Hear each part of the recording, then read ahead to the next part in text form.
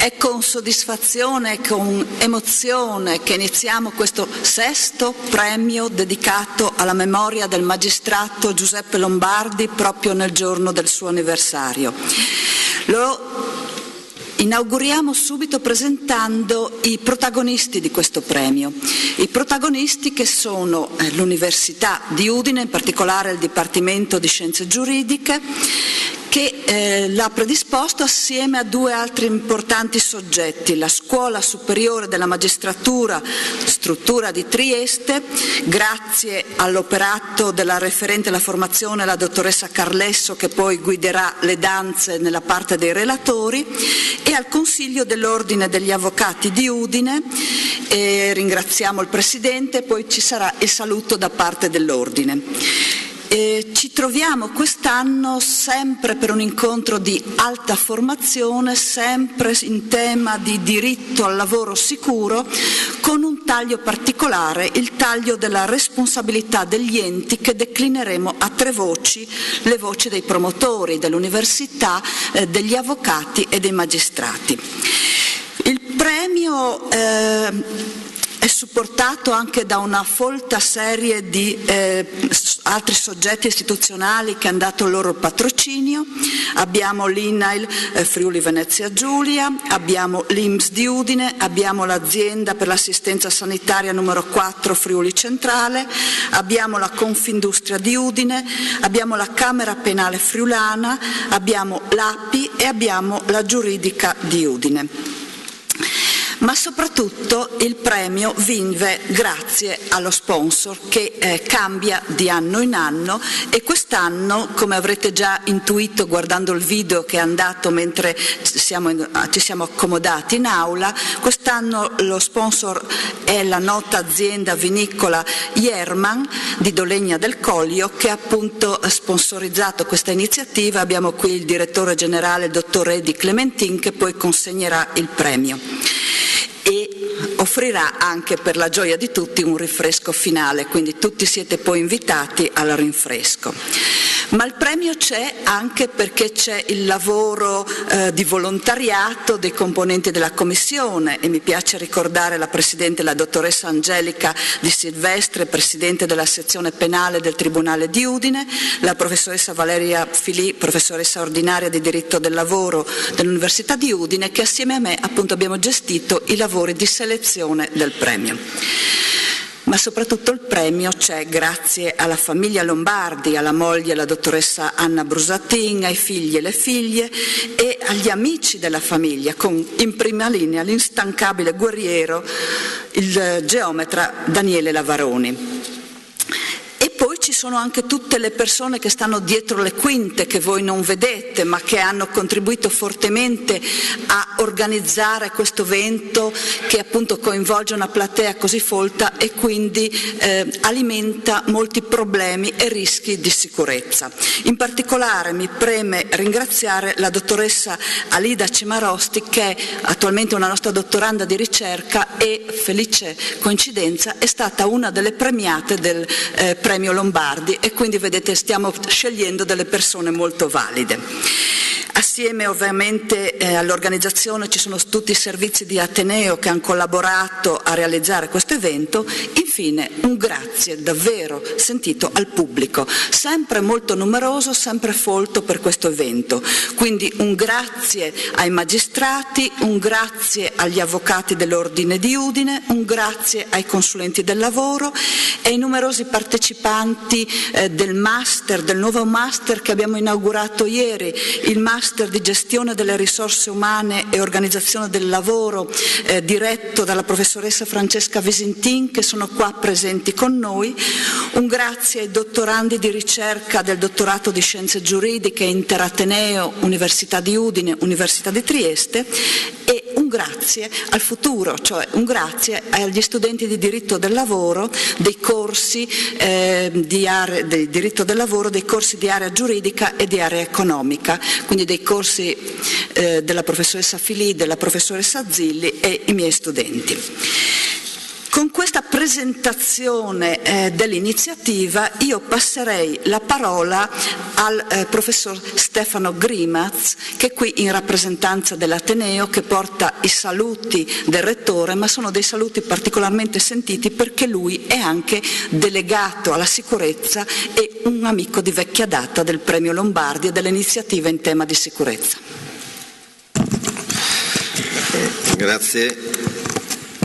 A me spetta darvi il benvenuto all'Università e portare i saluti del magnifico Rettore, che è impegnato in altra sede, ma mi ha pregato appunto di portare il suo personale saluto.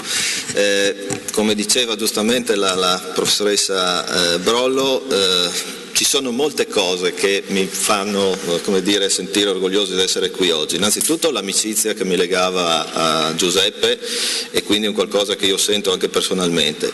L'altra cosa che vorrei un po' richiamare, proprio in questa edizione, nella locandina avete visto che c'è un logo un po' strano, che si chiama Epicentro di Saperi.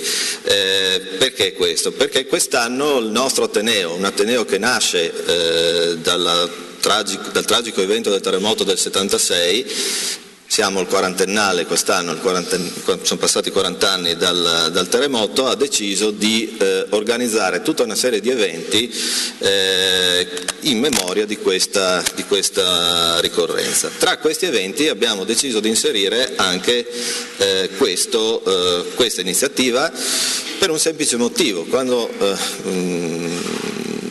ci fu un ragionamento su come commemorare i 40 anni, nacque questo termine Epicentro di Saperi, quasi a creare una contrapposizione tra quello che era un epicentro di distruzione del terremoto. Nasce l'università, il cui obiettivo è quasi ribaltare la prospettiva e diventare un epicentro di saperi.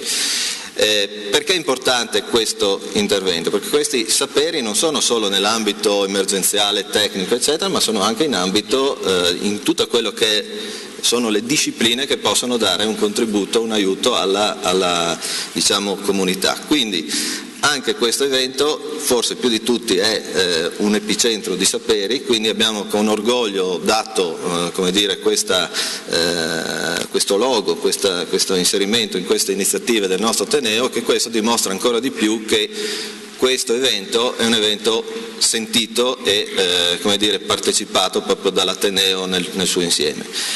Chiudo semplicemente facendo i complimenti agli organizzatori, che ogni anno riescono a organizzare sempre meglio questo evento, e quindi questo penso sia uno degli elementi più importanti, soprattutto in ricordo di Giuseppe, per quello che ha anche dato e collaborato con il nostro Ateneo sui temi della sicurezza. Quindi buon lavoro a tutti e buona giornata.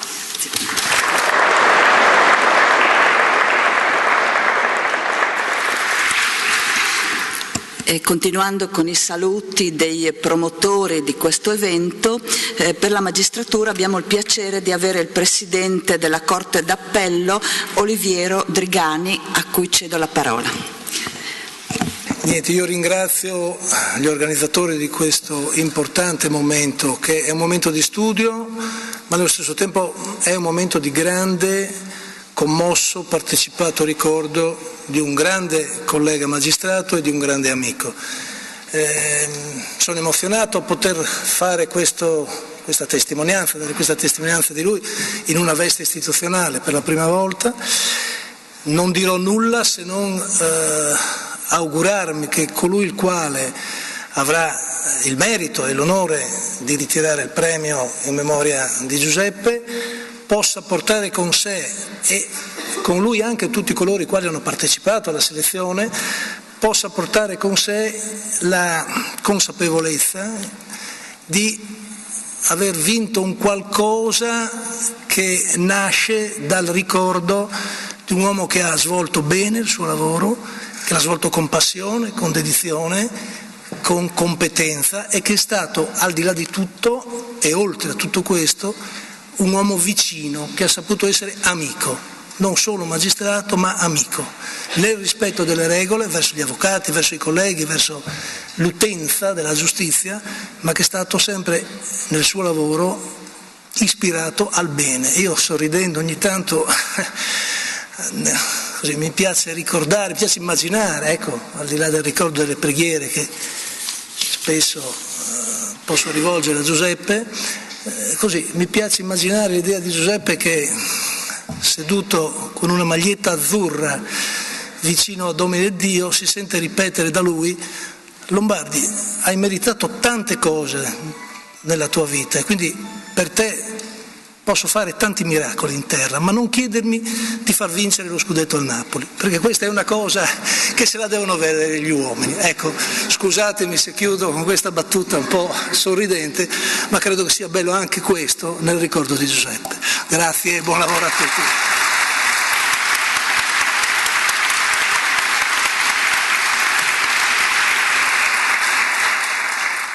Grazie, e per il Consiglio dell'Ordine degli Avvocati di Udine do la parola all'avvocata Eidi Biffoni. Buongiorno a tutti. Il Presidente Conte, impossibilitato a essere presente, ma ci avrebbe tenuto veramente in maniera particolare, mi ha pregato di portare i saluti dell'Ordine degli Avvocati di Udine. Ed è sempre un piacere per noi avvocati poter partecipare nella sempre, devo dire, proficua e costante, ultimamente partecipazione con l'Università degli Studi di Udine e unitamente all'Istituto Superiore della Magistratura a questa manifestazione in memoria di un uomo che noi tutti avvocati, almeno chi l'ha conosciuto, lo ricorda sicuramente come un magistrato valente e leale, sempre pronto al confronto, e anche come persona dall'indole solare e con un sorriso che sapeva mettere chiunque a proprio agio. Ed è quindi con soddisfazione che possiamo partecipare a questo premio di laurea al Giuseppe Lombardi, che è arrivato alla 6ª edizione e che raccoglie sempre una maggiore partecipazione anche in termini di pubblico, e quindi ci auguriamo francamente di esserne sempre coautori anche negli anni a venire. Quindi buon lavoro a tutti e buona giornata.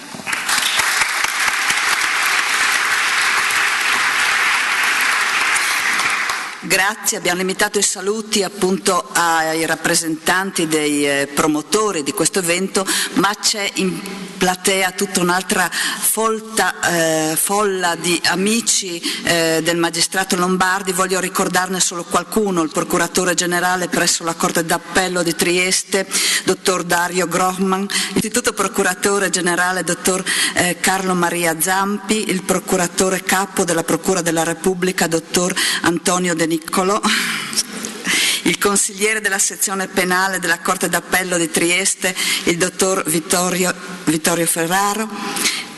Per l'INAIL poi abbiamo il direttore generale, dottor Fabio Lofaro, la direttrice dell'ufficio POAS, Cristina Capobianchi. Per la DTL abbiamo le direttrici, in particolare la Caterina Muscillo. Per l'INPS Claudio Benvenuto. Per l'azienda numero 4 Claudia Giuliani. Per la Camera Penale l'avvocato Raffaele Conte. Per la Confindustria la dottoressa Silvia Rossi, il sindaco di Pasian di Prato e tanti altri amici che probabilmente avrò dimenticato se non storpiato il nome. Vi ringrazio e a questo punto cedo la parola alla dottoressa Carlesso per la presentazione delle relazioni.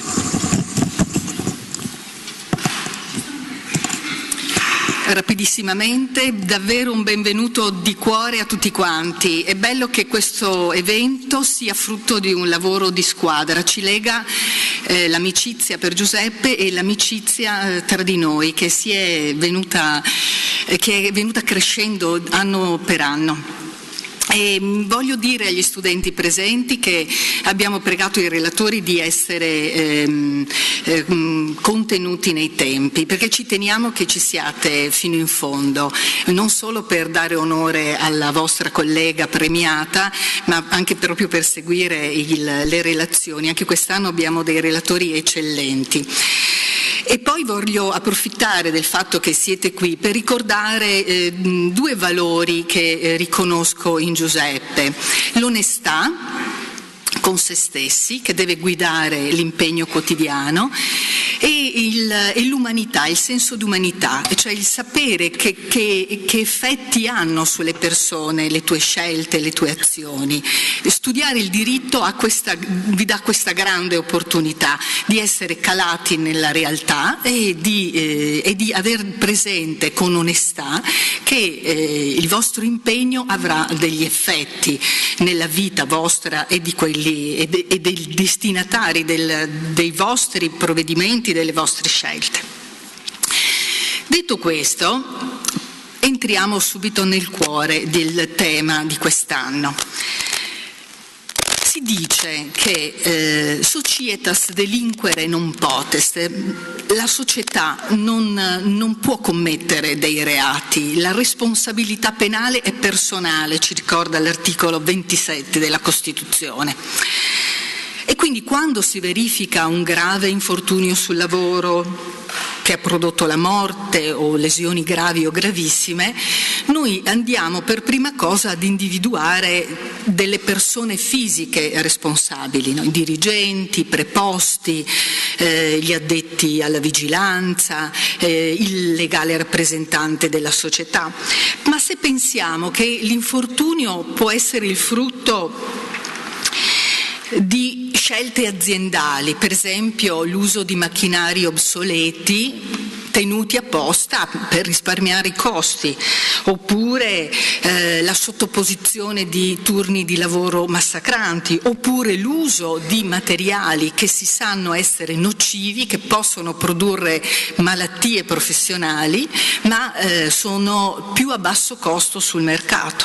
Allora, se l'infortunio è frutto di scelte di questo tipo, potremmo anche pensare che chi ha agito l'abbia fatto nell'interesse o a vantaggio dell'ente che rappresenta. Ecco allora che la responsabilità va cercata oltre le persone, accanto alle persone. Non si parla di responsabilità penale per gli enti, si parla di responsabilità amministrativa e la normativa che ha introdotto questa responsabilità è appunto il decreto legislativo 231 del 2001. È un decreto che si è detto minimalista perché sulla pressione dell'Unione Europea che ha voluto introdurre un sistema di contrasto dell'attività criminale non di matrice individuale ma appunto che potesse far capo a società, ad enti, ha premuto perché gli Stati dell'Unione potessero dotarsi di una legislazione che pensasse anche alla responsabilità degli enti. Minimalista perché? Perché nasce senza fare un elenco dei reati presupposto, che sono venuti a nutrire il corpo di questo decreto legislativo un po' alla volta.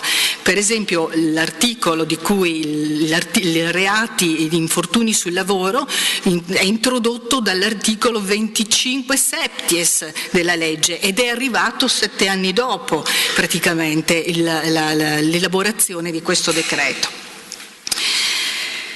Ora, la responsabilità è prevista quando i reati siano commessi da soggetti che rivestono funzioni di rappresentanza, amministrazione o direzione dell'ente o di una sua unità organizzativa.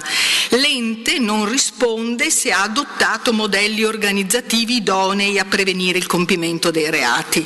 Allora questa responsabilità amministrativa va cercata secondo 2 linee, l'interesse e il vantaggio di cui abbiamo detto prima, ma anche la verifica delle funzioni e dei modelli organizzativi adottati dall'azienda. E di questo ultimo tema parlerà il professor Enrico Amati. Il professore Enrico Amati si è laureato nel 1995 e adesso è professore associato di diritto penale presso questa università.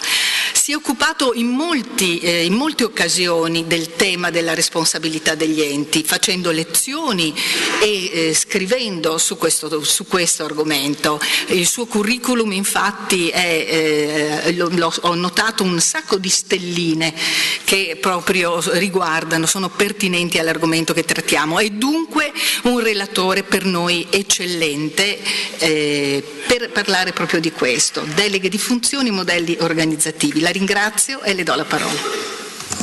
Grazie, buongiorno a tutti. Io ringrazio ovviamente i promotori, gli organizzatori, la professoressa Brollo in particolare che mi ha invitato anche quest'anno, è la seconda volta che partecipo a questo premio così prestigioso e partecipo ovviamente con grande piacere. Non ho purtroppo avuto il privilegio di conoscere il dottor Lombardi. Tema che mi è stato assegnato, deleghe di funzioni e modelli organizzativi. Ora, il tema in effetti per qualche aspetto presenta delle peculiarità di non poco conto, perché probabilmente durante la mia relazione andrò un po' fuori tema, cioè l'incontro di oggi è dedicato in particolar modo alla responsabilità delle persone giuridiche, ma vedremo come inevitabilmente, parlando di delega di funzioni, non possiamo non fare riferimento anche a quelle che sono le responsabilità delle persone fisiche. Questa contaminazione in effetti è, credo, doverosa, proprio perché, come vedremo, una delle novità più significative del testo unico in materia di salute e sicurezza sul lavoro del 2008 è proprio quella di aver operato questa commistione, questo rapporto tra responsabilità della persona fisica e responsabilità della persona giuridica. E vedremo come viene definito questo rapporto, che comporta ovviamente una individuazione delle responsabilità di questi due soggetti e che comporta alcune, a mio avviso, considerazioni importanti in materia di quello che è il volto attuale della delega di funzioni.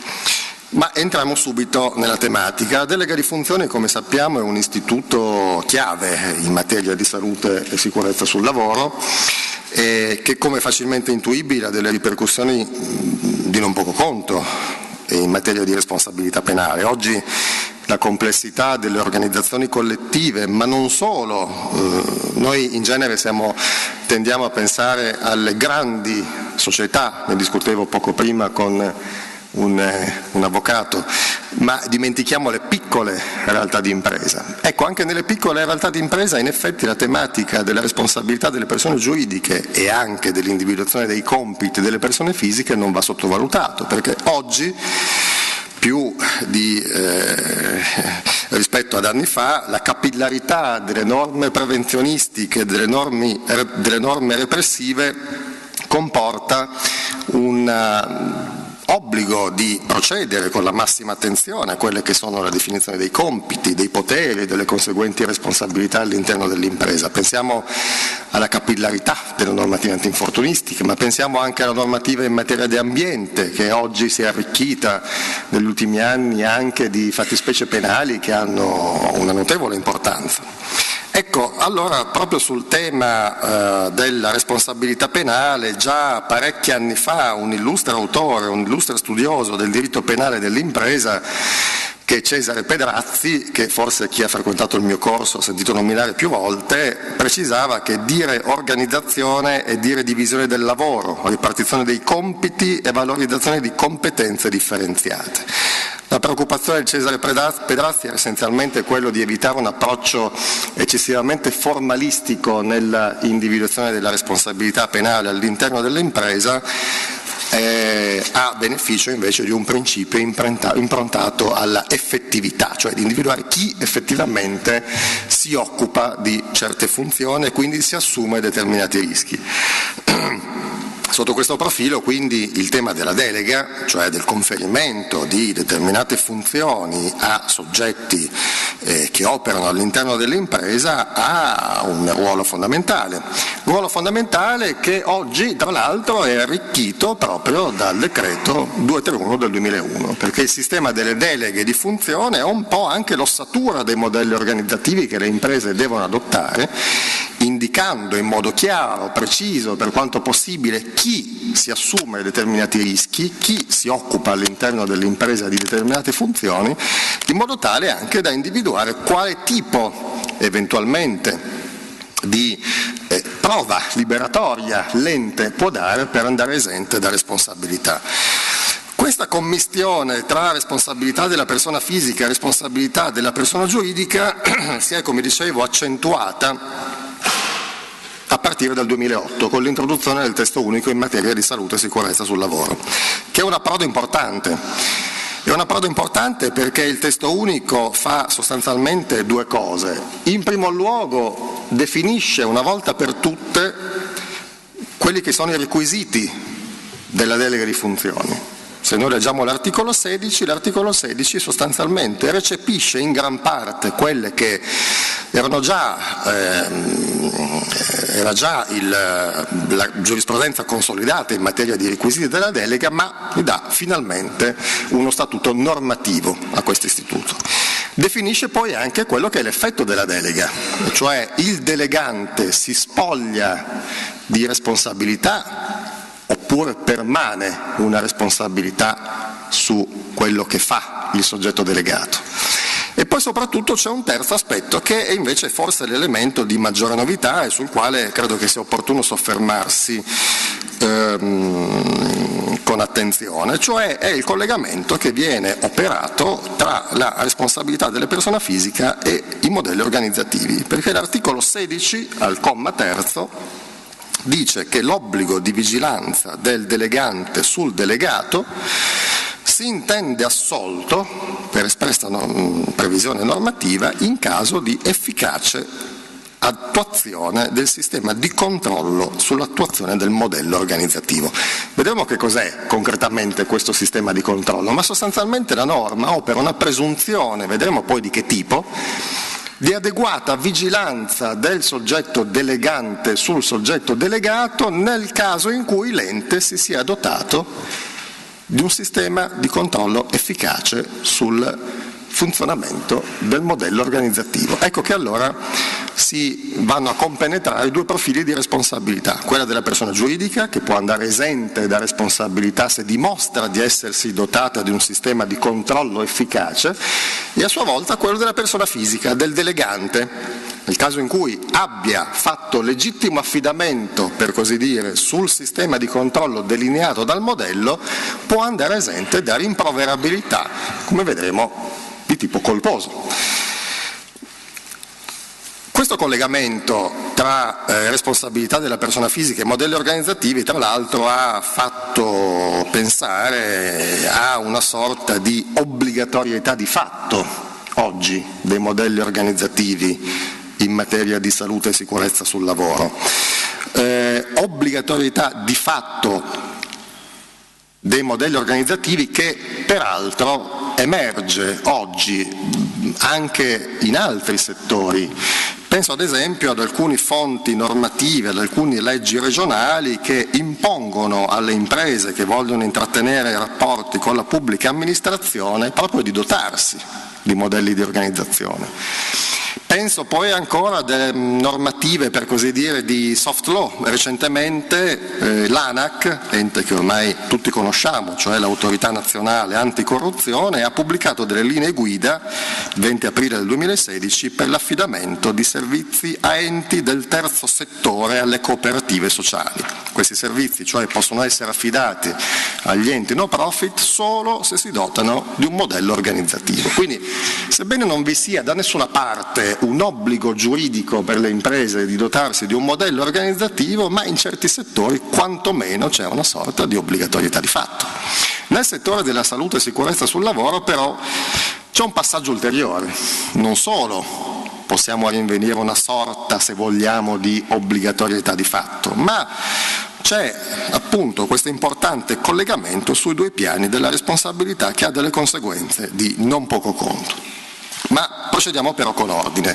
Prima di analizzare concretamente quali sono i requisiti e gli effetti della delega, vorrei in pochi minuti cercare di chiarire due concetti che sono importanti anche sul versante della responsabilità delle persone giuridiche. E cioè, prima di parlare di delega di funzioni, bisogna aver chiara la distinzione fra atto di investitura in ruoli funzionali all'interno dell'impresa, il ruolo di datore di lavoro, il ruolo di dirigente, il ruolo di preposto, che sono previsti espressamente dalla legge, e l'istituto della vera e propria delega di funzioni, perché mentre l'atto di investitura formale ha, per così dire, una natura descrittiva delle specifiche sfere di responsabilità, cui seguono obblighi anche in tema di corretta vigilanza sull'adempimento, sulla garanzia della salute e sicurezza sul lavoro, la delega di funzione invece ha efficacia costitutiva, cioè attraverso un atto negoziale si attribuisce ad un terzo soggetto un nuovo centro di imputazione penale. E ne consegue che la delega è uno strumento quindi in grado di trasferire entro gli spazi che sono concessi dalla legge doveri funzionali esclusivamente propri del datore di lavoro, e non è invece necessario ovviamente una delega di funzioni per investire ad esempio un dirigente di responsabilità di cui è già normativamente gravato. Allora l'individuazione del garante primario inevitabilmente precede logicamente e giuridicamente quella dell'eventuale soggetto delegato, e chi ovviamente può operare legittimamente una delega di funzione. E qui arriviamo forse a uno dei punti più spinosi, maggiormente problematici dell'individuazione dei soggetti responsabili all'interno degli enti, soprattutto il tema che ci interessa oggi in materia di salute e sicurezza sul lavoro, cioè chi è il garante primario della salute e sicurezza sul lavoro, e quindi chi può poi procedere al conferimento di una delega di funzioni verso soggetti terzi. Tema di non poco conto, se non altro perché è stato ed è tuttora un tema al centro dell'attenzione anche di molti processi penali celebri. Pensiamo al processo ThyssenKrupp, al processo Eternit. Recentemente c'è un ulteriore procedimento penale in corso, mi pare in primo grado, in relazione agli ex stabilimenti Olivetti di Ivrea per malattie derivanti dal contatto con polveri di amianto. E allora gli snodi problematici di questi processi sono tesi proprio ad individuare chi è il garante primario, chi è il datore di lavoro all'interno delle organizzazioni complesse, chi quindi può conferire una delega di funzione a soggetti terzi. Ora, sotto questo aspetto, più si sale all'interno dei vertici aziendali e più la questione si complica, perché rinveniamo nella giurisprudenza della Cassazione diversi orientamenti sulla concreta individuazione del datore di lavoro. Rinveniamo cioè alcune posizioni, per così dire, formalistiche, dove si dice il datore di lavoro coincide con il legale rappresentante dell'ente, altre impostazioni secondo le quali il datore di lavoro è l'intero consiglio di amministrazione dell'ente, altre impostazioni secondo le quali invece il datore di lavoro è l'amministratore delegato. E secondo questa interpretazione ultima, l'amministratore delegato è datore di lavoro in base a che cosa? In base ad una vera e propria delega di funzioni, o riveste invece una funzione di garante primario, con delle conseguenze di non poco conto, perché se è investito di una delega di funzioni permane una responsabilità omissiva dei membri del Consiglio di amministrazione. Se invece è garante primario, è lui il principale centro di imputazione della responsabilità penale. E allora, come si può facilmente intuire, questa è una tematica di non poco conto, perché poi si riflette inevitabilmente sul potere di conferimento di eventuali ulteriori deleghe da parte del titolare effettivo. Sotto questo aspetto, come dicevo, la giurisprudenza ha un po' sondato le varie posizioni, non mi risulta che ci sia un orientamento univoco, ma ci sono però alcune indicazioni di non poco conto, molto importanti, che vengono date proprio dalle sezioni unite della Cassazione nella sentenza ThyssenKrupp, di cui si è ampiamente parlato proprio anche in occasione di questo premio l'anno scorso, se non ricordo male. Sentenza ThyssenKrupp che sostanzialmente recepisce una indicazione anche della dottrina, facevo prima riferimento a Cesare Pedrazzi, secondo la quale per individuare la veste di datore di lavoro non bisogna fare riferimento a criteri formali, bensì a criteri funzionali, cioè, dice la sentenza ThyssenKrupp, è garante colui che gestisce il rischio. E chi è che gestisce il rischio?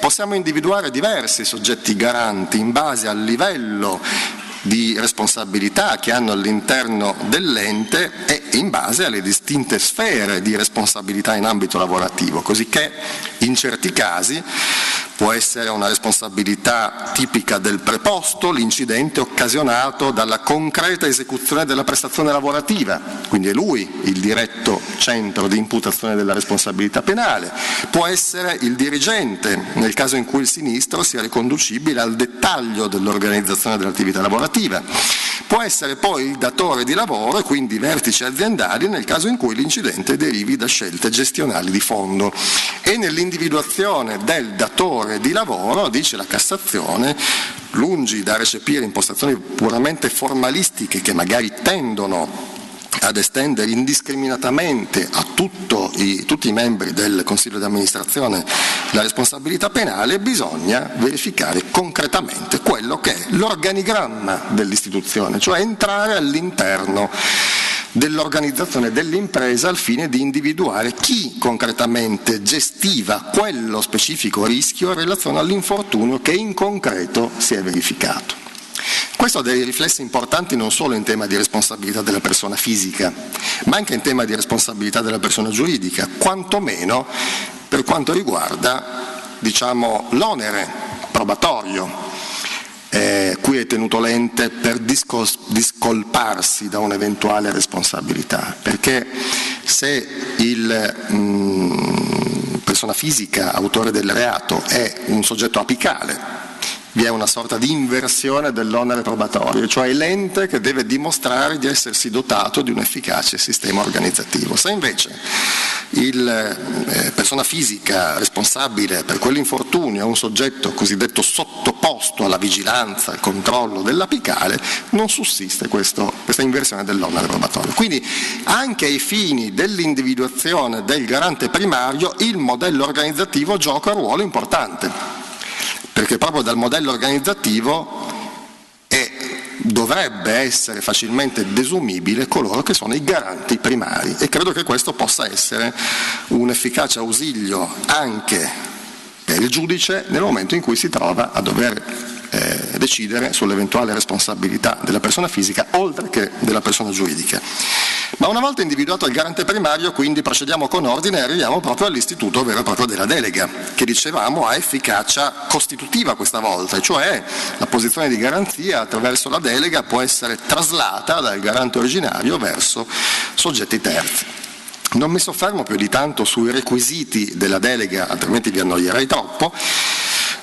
Accenno solamente che oggi l'articolo 16, come ho già detto, li indica in modo espresso, cioè atto scritto, requisiti di professionalità, di autonomia, di indipendenza del soggetto delegato, eccetera, eccetera. Un elemento non emerge dall'articolo 16, che è il requisito dimensionale dell'impresa, che non figura più come requisito perché si possa validamente operare un trasferimento di funzioni. Perché non c'è più questo requisito dimensionale dell'impresa, che in effetti era già stato abbandonato dalla giurisprudenza? Molto probabilmente perché si è preso atto del fatto che oggi anche nell'interno della piccola impresa sono talmente tanti gli adempimenti burocratici, formali, amministrativi in tema di sicurezza, per cui l'imprenditore il datore di lavoro non può comunque fare tutto da solo, ma deve avvalersi di soggetti che hanno delle competenze specifiche. Ma quello che più mi interessa sono gli effetti della delega. Tema questo ampiamente dibattuto in giurisprudenza, si sono susseguite diverse teorie che non sto ovviamente a riprendere, ma che oggi viene in parte risolto in modo anche originale, come già ho accennato, proprio dall'articolo 16, perché l'articolo 16 ci dice che il soggetto delegante non si libera da responsabilità, ma permane pur sempre in capo al delegante un dovere di vigilanza sull'operato del delegato. Anche questa è una conclusione a cui la giurisprudenza era già arrivata, era un dato pacificamente acquisito. Ciò che invece il margine di incertezza residuo era quello relativo agli specifici poteri di vigilanza del soggetto delegante sul delegato, cioè che cosa deve fare il delegante? Come deve vigilare sull'operato del delegato? Deve vigilare momento per momento sull'operato del delegato? Ma se fosse così, ovviamente la delega di funzione non avrebbe alcun senso. E poi ancora, se così fosse, la vigilanza tenderebbe a sfociare in una vera e propria ingerenza sull'operato del delegato, ingerenza che invece viene espressamente vietata, diciamo, dallo stesso articolo 16, che presuppone l'autonomia del soggetto delegato. Secondo un altro approccio giurisprudenziale maggiormente condivisibile, invece, si dice la vigilanza del delegante deve essere una sorta di vigilanza alta, cioè vigilanza sulla corretta gestione del rischio da parte del delegato. Anche qui però i contorni rimanevano piuttosto fumosi. Cosa significa vigilanza alta? E quando è che il soggetto delegante può andare esente da responsabilità sull'operato del delegato? Ecco che qui c'è l'elemento di novità che collega la responsabilità della persona fisica con la responsabilità della persona giuridica, perché il comma terzo dell'articolo 16, che è stato modificato dal decreto correttivo del 2009, specifica che l'obbligo di vigilanza del delegante si intende assolto in caso di adozione ed efficace attuazione del modello di verifica e di controllo di cui all'articolo 30, comma quarto dello stesso testo unico. L'articolo 30 del testo unico del 2008 è la norma che oggi ci indica in modo piuttosto articolato, dettagliato, quelli che sono i requisiti che devono avere i modelli di organizzazione e gestione nell'ambito specifico della salute e sicurezza sul lavoro. È una norma che ci dice molto di più rispetto a quel poco che ci dicono gli articoli 6 e 7 del decreto 231 in materia di responsabilità delle persone giuridiche, che non entrano troppo nel dettaglio sui requisiti del modello. Il comma quarto, cui fa riferimento all'articolo 16 dell'articolo 30, e in modo particolare è la norma che si occupa dei sistemi di controllo sulla efficace adozione del modello organizzativo. Ora, che cosa sono questi sistemi di controllo cui fa riferimento il quarto comma dell'articolo 30 e che sono idonei e che, se sono concretamente attuati e non meramente cartacei, ovviamente possono fare in modo che il delegante non risponda a titolo di colpa in relazione ad una sorta di omessa vigilanza sul delegato? Che cos'è il sistema di controllo di cui è l'articolo 30? Sostanzialmente, secondo una diffusa opinione, il sistema di controllo coincide con il cosiddetto organismo di vigilanza.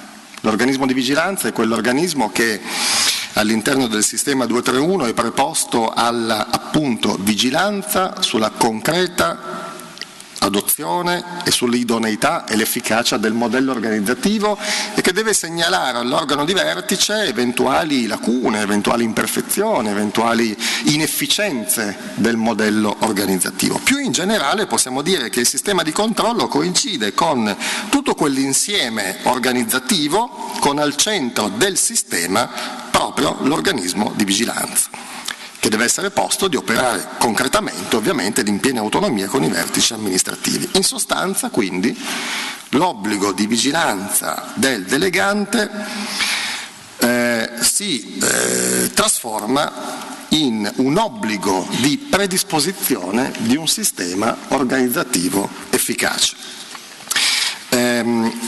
Questo che cosa comporta? Finisco subito, sì, anche prima. Che la colpa del delegante oggi si trasforma sostanzialmente, perché la colpa del delegante oggi è una sorta di colpa nella implementazione della organizzazione del controllo. Cioè, sostanzialmente, il soggetto delegante viene esonerato dalla sua responsabilità penale nel caso in cui abbia dato luogo, abbia implementato tutti quei sistemi di controllo con a capo l'organismo di vigilanza finalizzati a verificare l'efficacia e l'efficienza del modello organizzativo. Questo ci porta ad una prima conclusione. Taluno in dottrina ha evidenziato come l'aver attribuito all'organismo di vigilanza un potere di controllo così pregnante, così significativo, trasformerebbe in qualche modo i compiti dei membri dell'ODV fino addirittura a attribuirgli una sorta di vera e propria responsabilità penale, cioè si dice il datore di lavoro trasferisce ai membri dell'organismo di vigilanza il dovere di controllare l'operato del soggetto delegato. Quindi mentre tradizionalmente, come noi sappiamo, i doveri dell'organismo di vigilanza sono doveri di controllo, ma non concretamente impeditivi, secondo questa lettura che viene data da parte della dottrina, i membri dell'ODV entrerebbero a far parte, per così dire, del club dei garanti. Quindi se sono inerti addirittura assumerebbero una posizione di garanzia. Tesi questa che a mio avviso però non è convincente. Non è convincente perché la norma, il dettato normativo per la verità non autorizza a ritenere che la vigilanza del datore di lavoro possa essere interamente trasferita a soggetti terzi e in modo particolare all'ODV. No, la norma semplicemente detta le condizioni di adempimento del dovere del delegante, persona fisica, ma non opera invece un trasferimento di responsabilità del datore di lavoro. Quindi l'obbligo di vigilanza non è sostanzialmente delegabile a terzi e non è in modo particolare delegabile ai membri dell'ODV, che quindi, a mio avviso, rimangono esclusi da un'eventuale forma di responsabilità penale. Un ultimissimo punto, si è detto anche, questo meccanismo delineato dal testo unico del 2008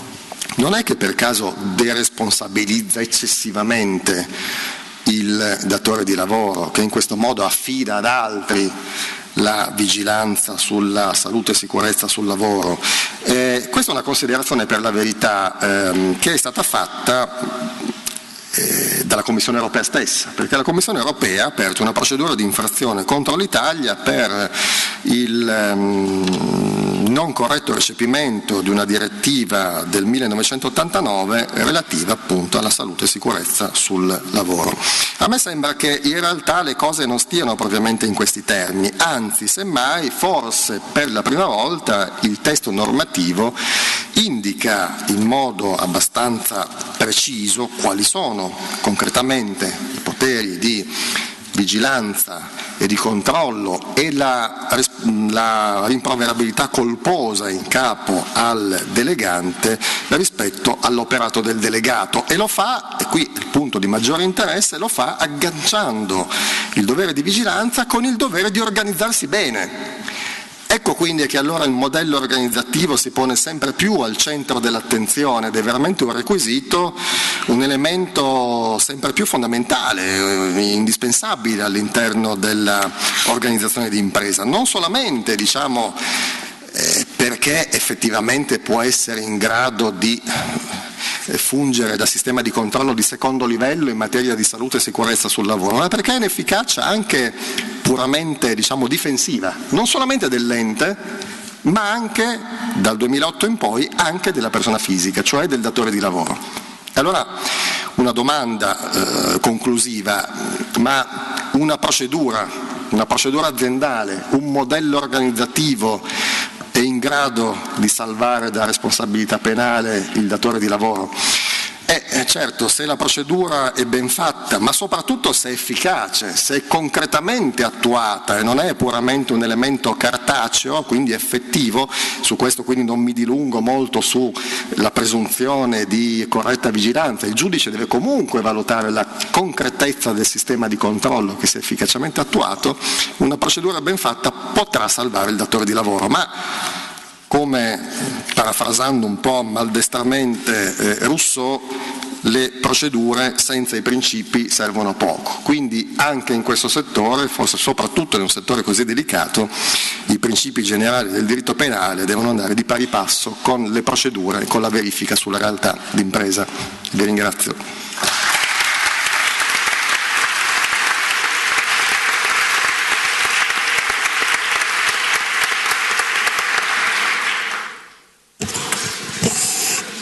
Grazie professor Amati.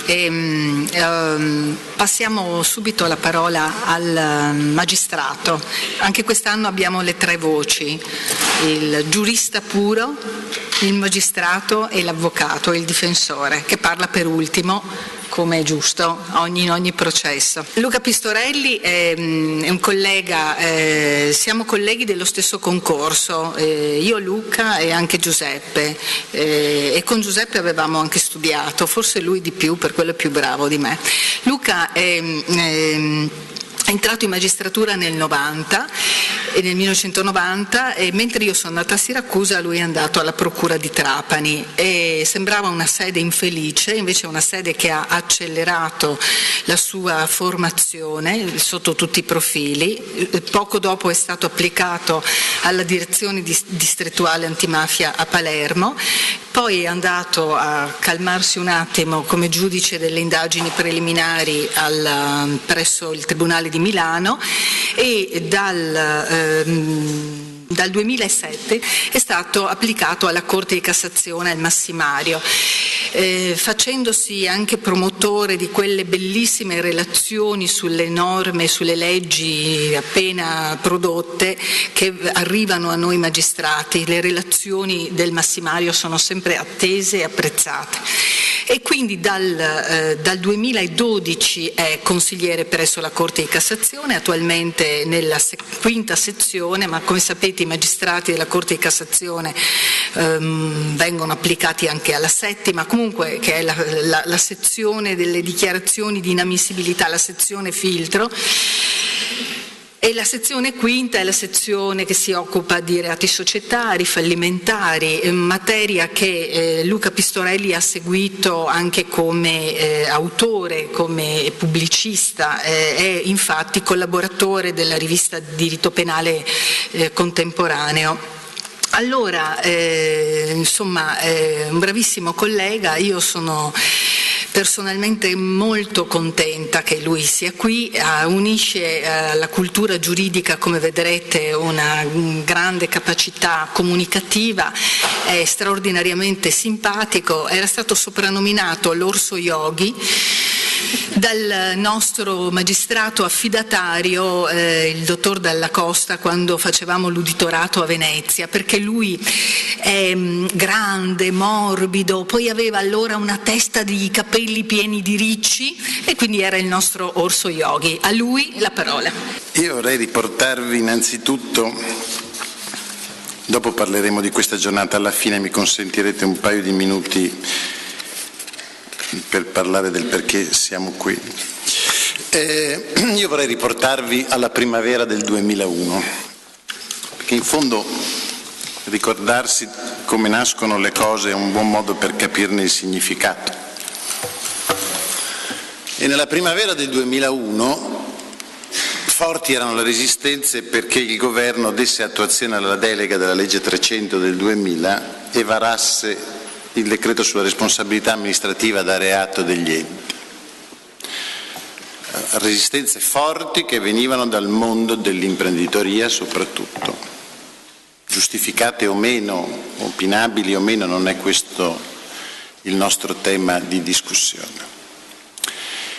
E fino al 7 giugno del 2001 sembrò che questo decreto non avrebbe dovuto vedere la luce. Fu tutto deciso in una notte dal Ministro della Giustizia di allora, che fece pressione sulla Presidenza del Consiglio e il decreto vide la luce. Ma il decreto vide la luce con un compromesso. La legge delega autorizzava il governo ad estendere la responsabilità da reato a un ampio catalogo di reati, tra cui erano compresi nella legge delega anche i reati in materia di sicurezza sul lavoro, o meglio, i reati di omicidio colposo, lesioni gravi e gravissime derivanti dalla violazione delle norme di prevenzione sulla sicurezza sul lavoro, oltre che molte delle violazioni ambientali colpose. Il governo fece una scelta politica, quando viva Dio ancora la politica faceva delle scelte, e non costringeva poi giudici e avvocati a supplire nell'interpretazione alla incapacità di fare scelte politiche.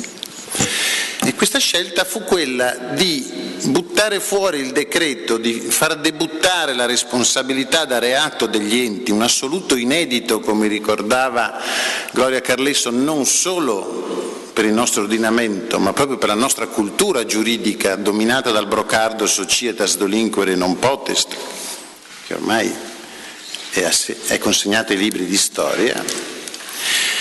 Ebbene, dicevo, decise di far debuttare il decreto 231 monco di questa parte che riguardava la responsabilità per i reati colposi e diede una giustificazione nella relazione di questo. Si pensò che una tale rivoluzione nello statuto punitivo delle imprese, qual era il decreto 231, e che comportava delle conseguenze sul tema in materia organizzativa nell'impresa, soprattutto nell'impresa media e piccola, necessitasse di essere metabolizzato e che quindi di essere all'inizio dedicato solo a alcune violazioni particolarmente gravi e reati dolosi, e quindi al vero intento criminale di impresa. Poi sono passati 7 anni. E tra il 2007 e il 2008, dapprima con la legge delega e poi con le modifiche apportate con il decreto legislativo della legge delega sulla riforma della sicurezza del lavoro, il legislatore ha alla fine introdotto anche la responsabilità da reato per i reati di omicidio colposo e lesioni colposi gravi o gravissime, cioè solo quelle previste dal terzo comma dell'articolo 590 del Codice Penale, commesse con violazione delle normative sulla sicurezza sul lavoro. Ovviamente l'introduzione dei reati colposi nello statuto dei cataloghi della responsabilità da reato ha fatto fare un salto di qualità al decreto legislativo 231 tremendo.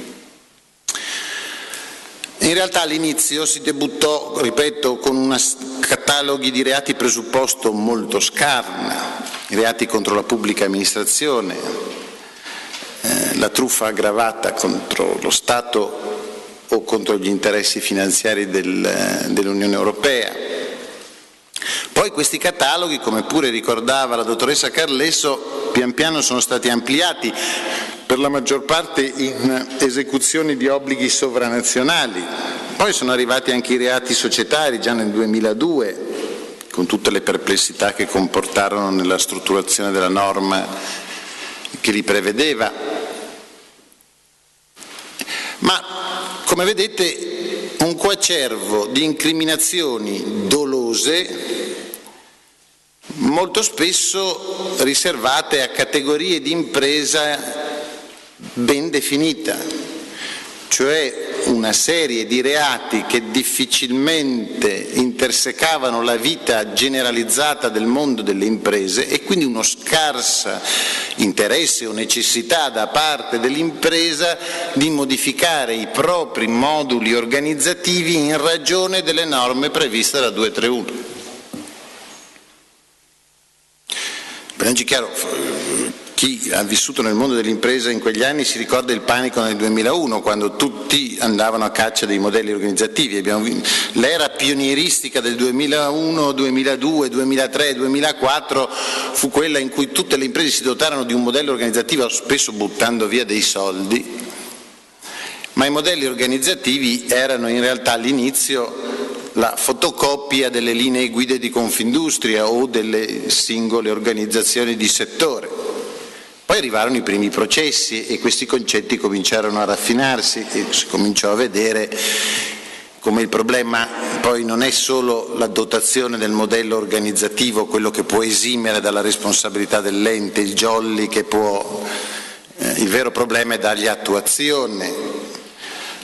Un'impresa può avere il più bel modello organizzativo di questo mondo, perfetto, io vi confesso mi occupo di 231 fin dai suoi albori, di modelli organizzativi perfetti ne ho visti 2 e tutti e 2 redatti post reato al fine di evitare l'applicazione delle misure interdittive. Ma chiusa questa parentesi, dicevo, modelli organizzativi, il più perfetto dei modelli organizzativi non esimerà mai l'ente dalla sua responsabilità se non ne verrà dimostrata l'effettiva concreta attuazione, perché qui di solito casca l'asino. La carta, le buone intenzioni rimangono sulla carta, ma i vertici aziendali hanno poca propensione a dare effettiva attuazione ai modelli organizzativi, perché i modelli organizzativi comportano 2 cose: oneri di spesa, e non sempre, soprattutto in questo periodo, le imprese hanno da scialare, ma soprattutto comportano cessione di fette di potere direzionale. E la cessione di fette di potere direzionale può essere costituita in organizzazione nei grandi plessi imprenditoriali, diventa un problema nelle medie e soprattutto nelle piccole imprese, dove il vertice aziendale è il dominus assoluto della scena, è socio di maggioranza, se non addirittura socio unico, è il proprietario dell'azienda sostanzialmente. L'ha creata lui, l'ha vista crescere, la considera alla stregua dei suoi figli, spesso visto, come ci raccontano certe storie che vengono riportate dai giornali, la ama molto più dei suoi figli perché i suoi figli valgono molto meno della sua impresa. Se lunga insegna.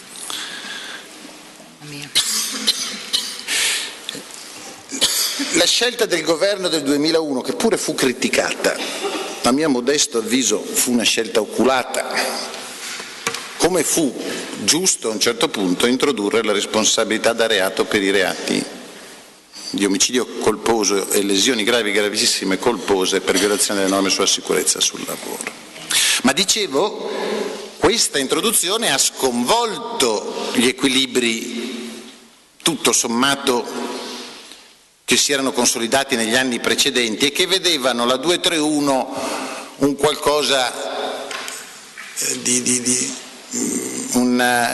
un centro di interesse elitario che riguardava soprattutto le grandi imprese e un nugolo di professionisti che si interessavano a questa vicenda e che hanno creato anche un business attorno a quello dei modelli organizzativi. Parliamoci chiaro, è diventato un business nel corso degli anni. Ma la responsabilità sulla sicurezza sul lavoro è invece esplosa come una bomba atomica, che riguarda pressoché tutte le imprese, sicuramente tutte le imprese manufatturiere.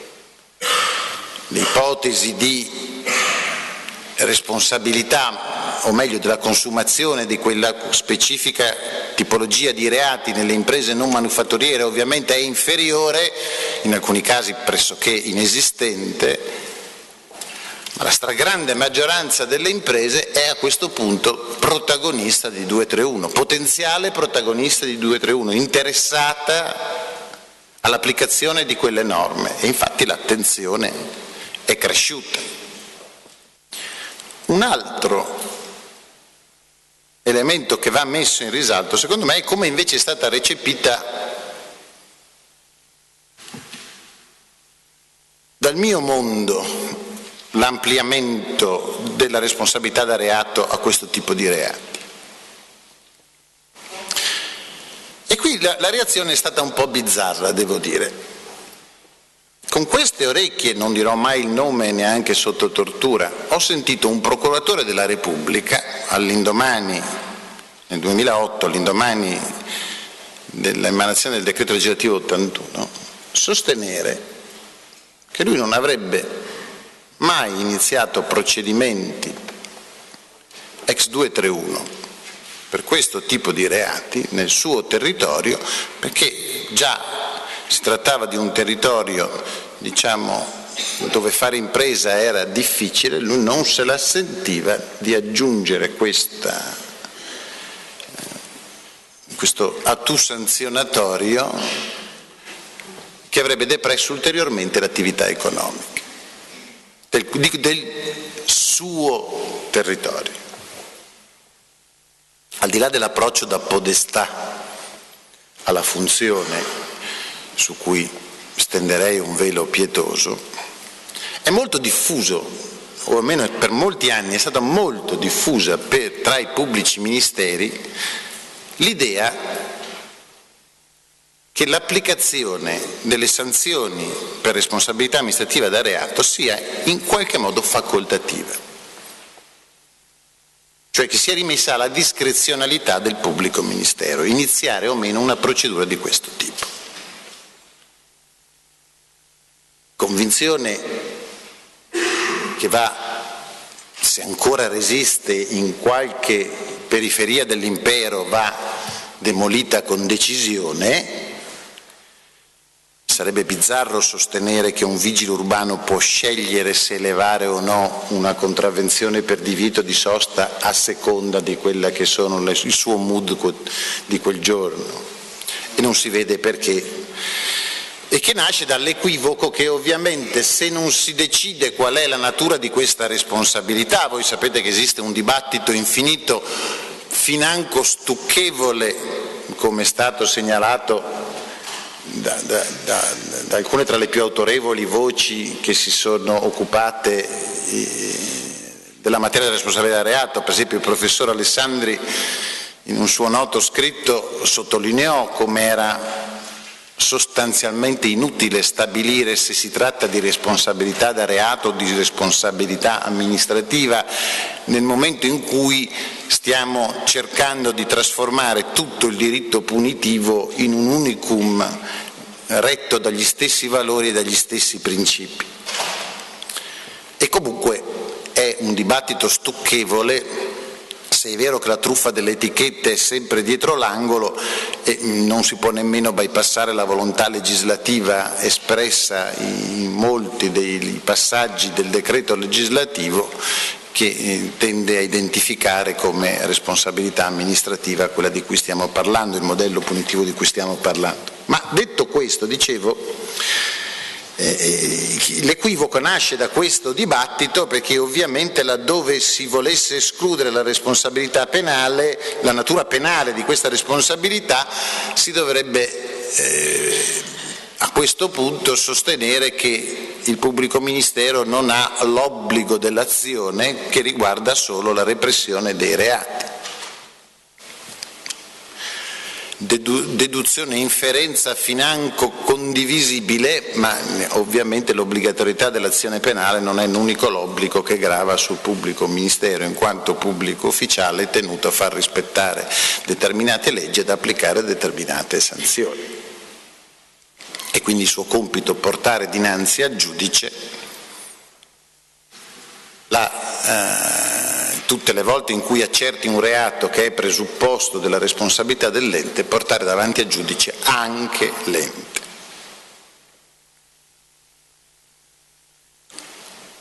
E se questo finora non si è fatto nei dovuti modi e con la dovuta frequenza, non significa che non si farà in futuro.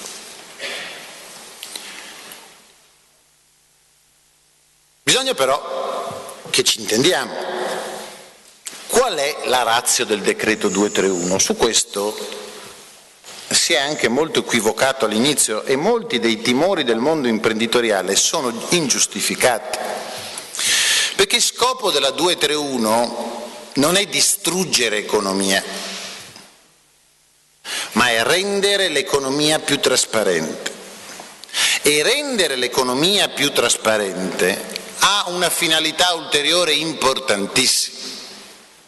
Non è quella di distruggere il mercato, ma di esaltarne la funzione. Perché rendere l'economia più trasparente significa sanzionare gli operatori di mercato che violano le regole di transizione del mercato. Scopo della 231 è avere mercati più efficienti. E mercati più efficienti sono i mercati che espellono i soggetti che non seguono le regole a cui sono tenuti gli operatori di mercato. Si siano esse il pagare le tasse, siano esse sostenere i costi necessari a garantire la sicurezza sul luogo del lavoro. L'azienda che sta sul mercato aggirandone le regole, prima che i suoi dipendenti, prima che alla comunità, fa del male ai suoi competitor, quelli che seguono le regole e che rischiano di essere espulsi dal mercato perché non sono in grado, rispettando le regole, di starci con gli stessi costi e quindi non possono poi offrire i loro prodotti e i loro servizi agli stessi prezzi a cui vengono offerti da coloro che le regole le violano. E questo non è solo la via dell'inferno lastricata dalle buone intenzioni, non è solo una vago idea che sottende la normativa 231. Se voi mettete insieme le norme della 231, soprattutto della sua prima parte, della parte generale, vedrete che questa intenzione pulsa, vive, respira dentro quelle norme. Per esempio, laddove fino addirittura alla sentenza definitiva all'ente sono concesse una serie, tra virgolette, di scappatoie, o meglio, di rimedi, per evitare l'applicazione di quelle che sono le sanzioni più distruttive, cioè quelle interdittive. E tutte queste, tra virgolette, scappatoie altro non sono che l'adozione di quei modelli di organizzazione che, se fossero stati adottati prima della consumazione del reato, ne avrebbero prevenuto la consumazione stessa. O, rectius, ne avrebbero dovuto.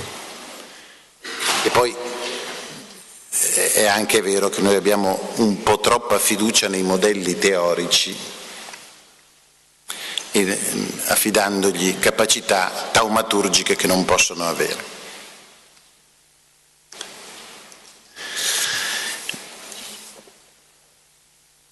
Fedele a quest'ottica, la Suprema Corte, a cui mi onoro di appartenere, ha cercato in questi anni di elaborare, pur essendo arrivata la materia della responsabilità per i reati colposi all'attenzione della Cassazione da pochissimo tempo, di elaborare un approccio di sistemazione di questa materia che tenga conto dello spirito della 231, della realtà economica. E la sentenza ThyssenKrupp, che è stata evocata già qui stamattina, in realtà non si chiama ThyssenKrupp, ma c'è questo, porta il nome dell'imputato persona fisica che è per me impronunciabile, Espenhan. Poi uno dice che non gli piacciono i tedeschi, questi nomi. La sentenza ThyssenKrupp è un punto di partenza, però non è un punto d'arrivo di un'elaborazione che è in action. La sentenza ThyssenKrupp contiene alcuni punti che sono discutibili, altri, su uno in particolare torneremo fra pochissimo, e sono anzi discussi. Ma se voi andate a vedere l'elaborazione successiva alla sentenza ThyssenKrupp, che ne ha raffinato e sistemato i principi, noterete che la Corte di Cassazione non ritiene valida l'equazione infortunio sul lavoro, da cui si è derivata morte o lesioni gravi e gravissime, automatica responsabilità dell'ente, anche al di là dell'adozione dei modelli di organizzazione.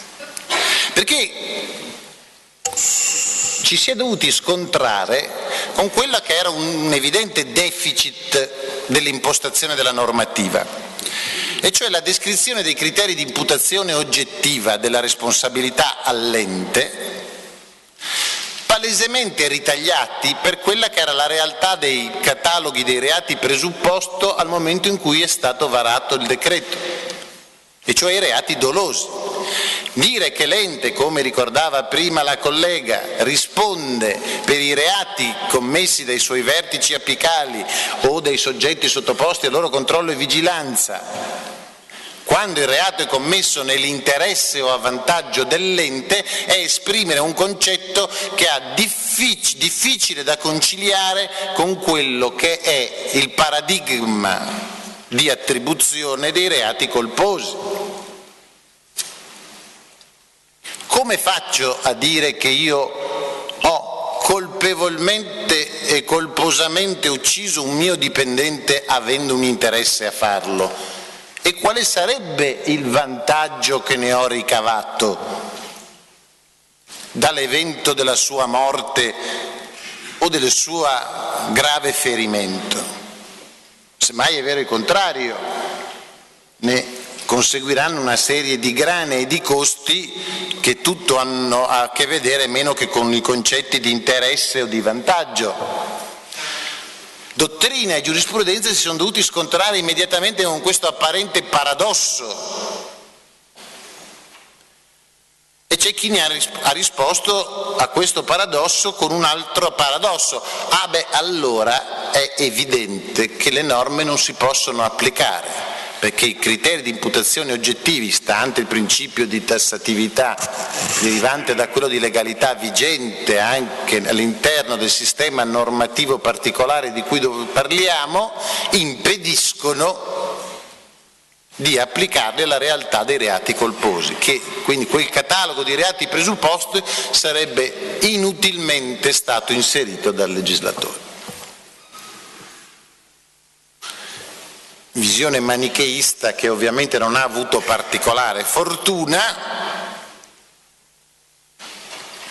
eppur se attendiamo ancora oggi, voi sapete che la 231 oggi è in cantiere, è in arsenale per il tagliando dei 15 anni, sta operando presso il Ministero della Giustizia una commissione che dovrà elaborare le proposte che il Governo farà al Parlamento per mettere a punto questa normativa dopo i 15 anni, l'osservazione dei suoi primi 15 anni di applicazione, e uno dei punti è anche appunto la revisione dell'articolo 5, adattandolo anche alla realtà dei cataloghi di reati presupposto colposi. Ma detto questo, la giurisprudenza, in attesa che il legislatore prenda le sue decisioni, semmai le prenderà, ha dovuto trovare una soluzione. Ne sono state proposte molteplici, adesso io non voglio annoiarvi ripercorrendo quello che è stato il dibattito dottrinale prima e giurisprudenziale poi sul punto. Ricordiamo l'approdo che è segnato proprio in quella sentenza del ThyssenKrupp, ma prima ancora in alcune sentenze dei giudici di merito di Torino, di Trani, di Molfetta, di Trento, ed è che i concetti di interesse e vantaggio vanno coniugati non con l'evento del reato, bensì con la condotta, perché nella condotta antidoverosa che si esprime il perseguimento di quell'obiettivo aziendale che poi costituisce l'insight del rimprovero all'ente. Perché non dimentichiamolo mai, e invece spesso lo si dimentica, l'ente non risponde del reato.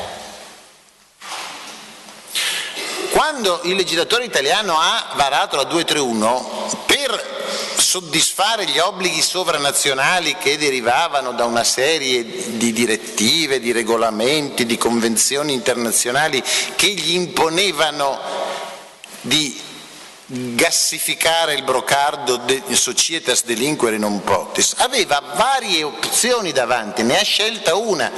Una opzione alternativa poteva essere quella di attribuire diretta soggettività penale agli enti, alle persone giuridiche, la scelta che per esempio è stata abbracciata dall'ordinamento francese, cioè dire che la società è coautore del reato.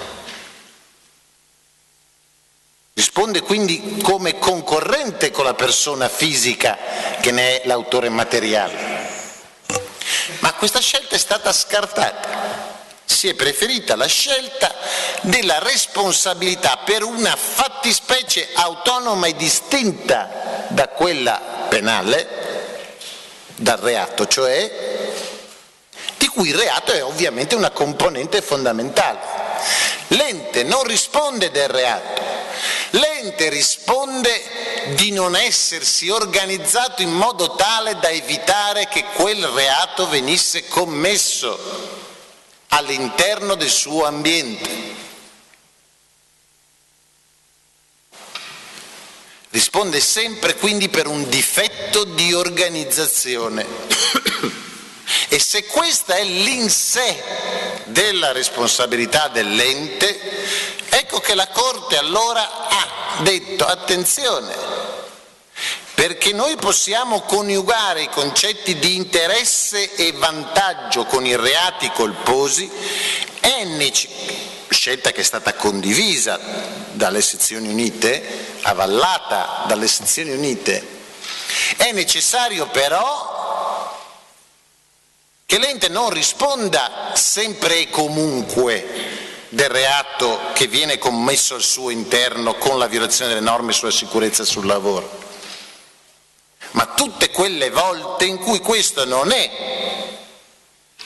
frutto dell'occasionale negligenza del singolo, a maggior ragione in un regime dove la responsabilità per la tutela del rischio, la posizione di garanzia viene spostata a valle rispetto al vertice aziendale, ma tutte le volte in cui invece la violazione della normativa sulla sicurezza è il frutto di un'effettiva scelta aziendale che si ripercuote sul modello organizzativo realizzato. Detto in parole povere, tutte le volte in cui l'azienda rinuncia a sostenere i costi della sicurezza sul lavoro o impone modalità di lavoro, per esempio in un momento in cui la produzione ha necessità particolarmente spinte, per cui le esigenze di mercato richiedono di allentare determinati controlli per arrivare a risultati produttivi maggiori, e potremmo fare decine di altri esempi.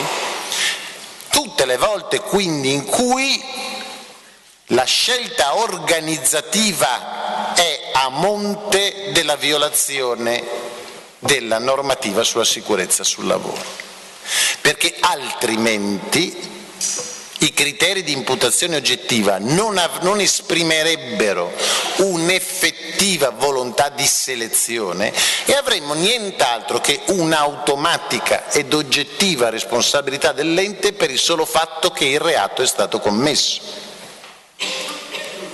E questa non è, nell'interpretazione della Corte Suprema, la volontà legislativa. Anche qui, intendiamoci, è problema di scelte. Altri ordinamenti questo automatismo lo hanno creato nella loro legislazione. La nostra scelta è diversa. È stata diversa, secondo la Corte Suprema. Si tratta di interpretazioni che, come vedete, stanno pian piano irrobustendosi, raffinandosi, che richiedono ancora del tempo e di un numero di casi concreti maggiori per poter essere saggiate nella loro effettiva tenuta. È sempre il caso limite quello che poi segna la bontà dell'elaborazione teorica, perché è come un bug il caso limite che può dimostrare qual è la vera lacuna nel processo inferenziale del modello teorico. Ma c'è una frontiera che subito si è affacciata, neanche il tempo di risolvere, quantomeno in questi termini, non dico grezzi perché sono già sufficientemente scolpiti, ma non ancora definitivi, i criteri di imputazione oggettiva, che la nuova frontiera è quella della confisca del profitto del reato. Questa è la nuova frontiera del diritto penale in genere. Siamo alla vigilia della scadenza della nuova direttiva europea sulla confisca dei proventi del reato e come sempre noi siamo recalcitranti, noi, in questo caso ognuno si assume le proprie responsabilità, il legislatore italiano e il governo italiano sono un po' recalcitranti a dargli effettiva attuazione perché qui si devono fare scelte che fanno tremare i polsi. Decidere qual è il perimetro del profitto confiscabile cambia da così a così l'orizzonte della repressione penale. L'utile netto o il ricavo lordo? I vantaggi diretti o solo i vantaggi diretti o anche quelli indiretti? Io faccio sempre in questi casi un esempio.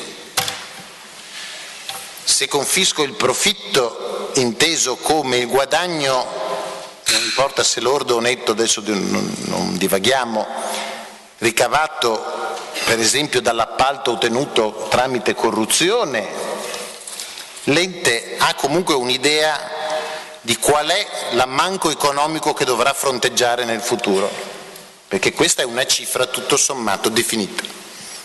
Ma se io sostengo che attraverso quella corruzione ho conseguito un appalto che mi ha dato progressivamente la possibilità di acquisire il monopolio sul mercato, espellendo i miei competitor, magari di mercati dove la torta da spartire non è particolarmente cospicua. La rendita di posizione, cioè l'acquisizione della posizione del monopolista, è un profitto, perché se così è palesemente un vantaggio indiretto.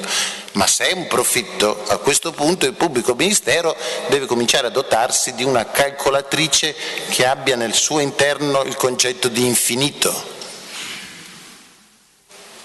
Ed è ovvio che quell'impresa è destinata al fallimento, perché verrà spazzata via dal provvedimento giurisdizionale. Ecco, se noi rapportiamo queste problematiche, non a caso vi dico fanno tremare le vene dei polsi, all'interno del nostro specifico argomento vediamo anche tutte le difficoltà, già le stesse difficoltà che abbiamo avuto per coniugare i concetti di interesse e vantaggio con i reati colposi, immaginateli con il concetto di profitto. Ma è ovvio che anche qui il profitto va rapportato all'azione antidoverosa, non all'evento. La morte del dipendente non porta nessun profitto. Anzi, semmai costi aggiuntivi sotto il profilo assicurativo o risarcitorio. Quindi è ovvio che il profitto va portato lì, dove si è deciso di non sostenere per esempio determinati costi. Ma può essere identificato il profitto nei reati colposi con il risparmio di spesa? Questo è il nuovo orizzonte in questo momento del confronto.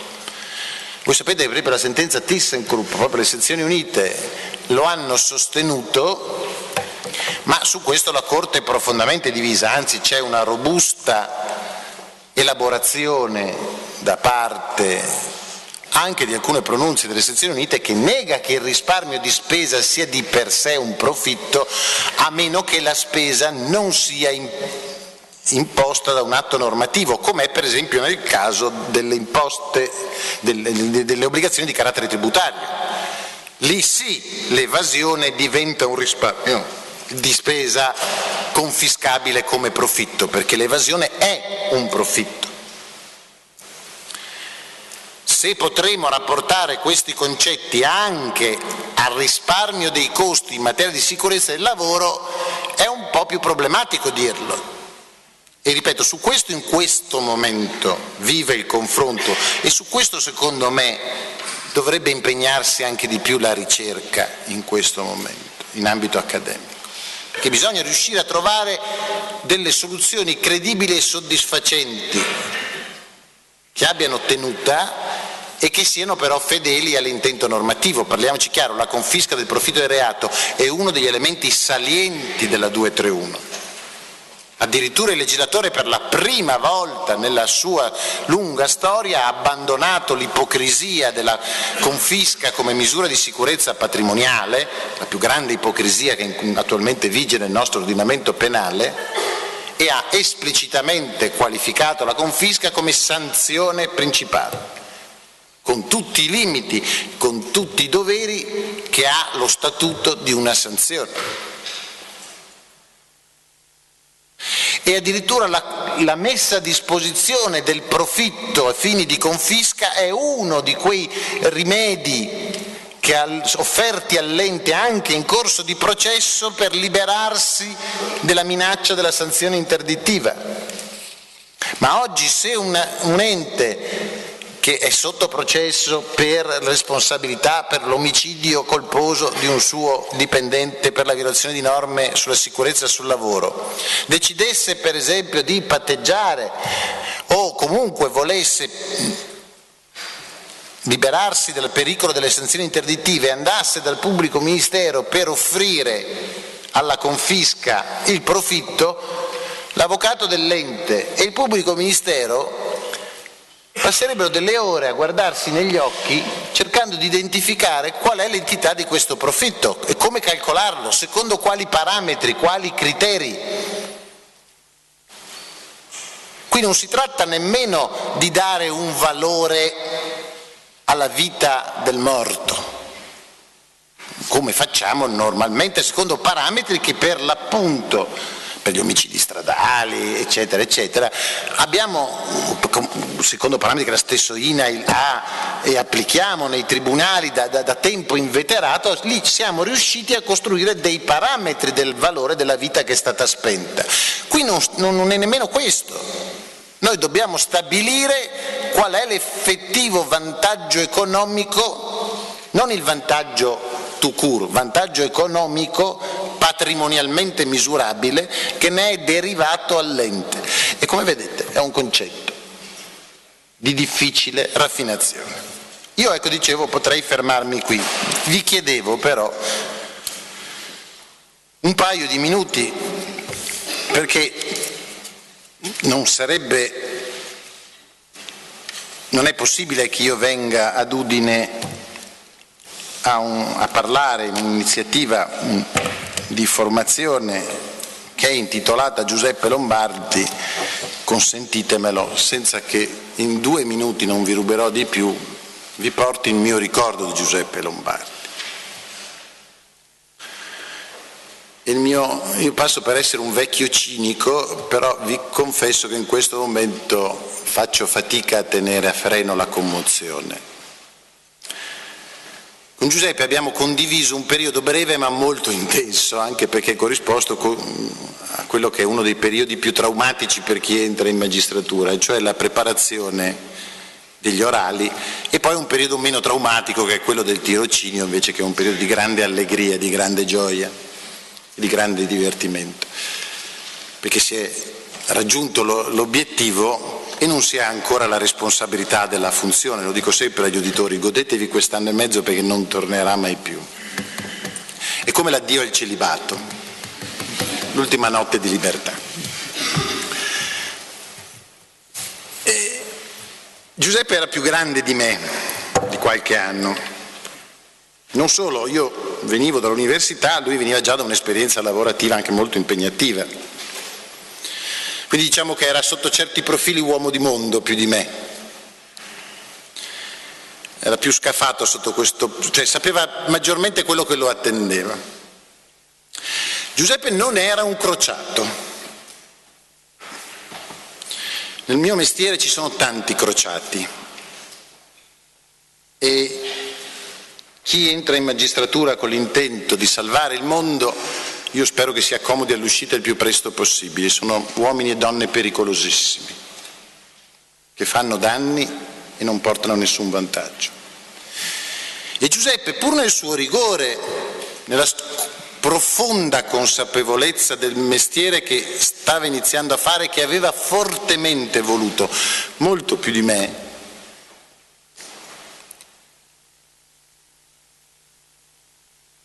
pur nella consapevolezza della funzione, nella consapevolezza della responsabilità che comportava e nella volontà di fare quel mestiere fino in fondo, non era un crociato. Disse una volta, finché studiavamo, per sintetizzare dei concetti che stavamo ripetendo, una frase che mi è rimasta sempre impressa. Il diritto non sarà mai giustizia senza il buon senso. E lui era un uomo di buon senso, che non è sminuirlo, è innalzarlo, perché uomini di buon senso ce ne sono molto pochi. Grazie.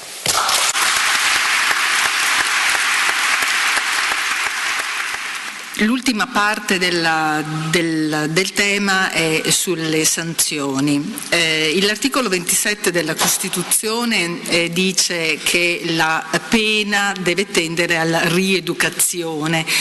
E questo fine di rieducazione lo ritroviamo nelle sanzioni previste per gli enti. Perché il sistema sanzionatorio, che è proprio declinato su pene pecuniarie, sanzioni interdittive, la confisca, la pubblicazione della sentenza, mira a motivare una riconversione organizzativa interna, proprio nella prospettiva di quel recupero della legalità che ben ha evidenziato Luca Pistorelli. E sulle sanzioni abbiamo chiesto, proprio anche perché spesso è difficile anche per il giudice determinarle, abbiamo chiesto una relazione all'avvocato Scalettaris. E anche all'avvocato Scalettaris, io, se lui mi permette, anzi se Luca non ti sei offeso della mia presentazione, io ti invito a parlare della confisca in un prossimo incontro che organizzeremo l'anno prossimo, perché è un tema che ci ha stuzzicato molto.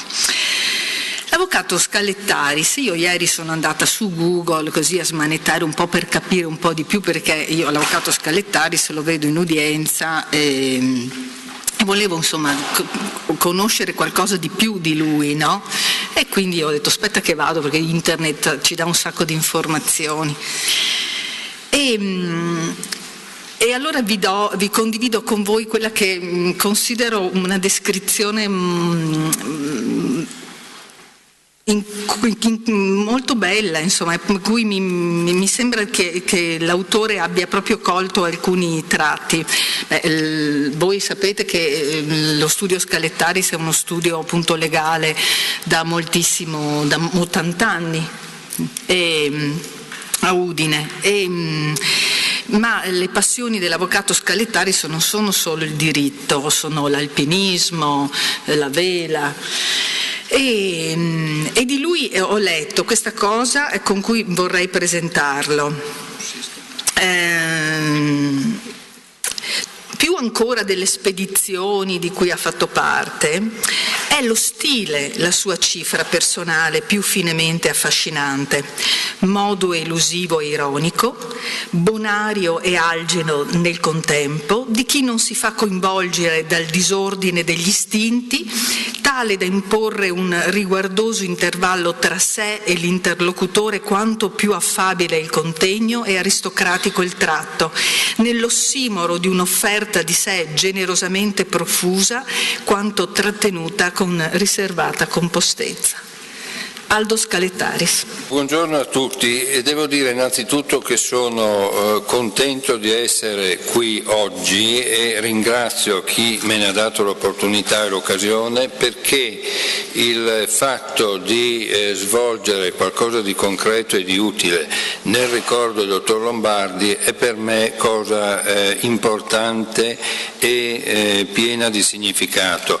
Parlo del dottor Lombardi perché pur con una frequentazione direi quotidiana per molti anni all'inizio della professione sua e mia, cioè sono 5 anni di differenza di età, c'era forse allora più di adesso l'abitudine di mantenere delle forme di cortesia tra magistrati e avvocati che adesso appaiono in qualche modo superate, ma che non impedivano in alcun modo di creare un rapporto molto intenso, e tale è quello che io considero di avere vissuto con il dottor Lombardi. Mi ha fatto piacere stamattina, parlando con la moglie, che la stessa abbia ritenuto di chiamare a sé gli altri componenti della famiglia per poter in qualche modo condividere con loro questo ricordo da parte mia del dottor Lombardi, e quindi è una cosa che mi fa molto piacere essere qui.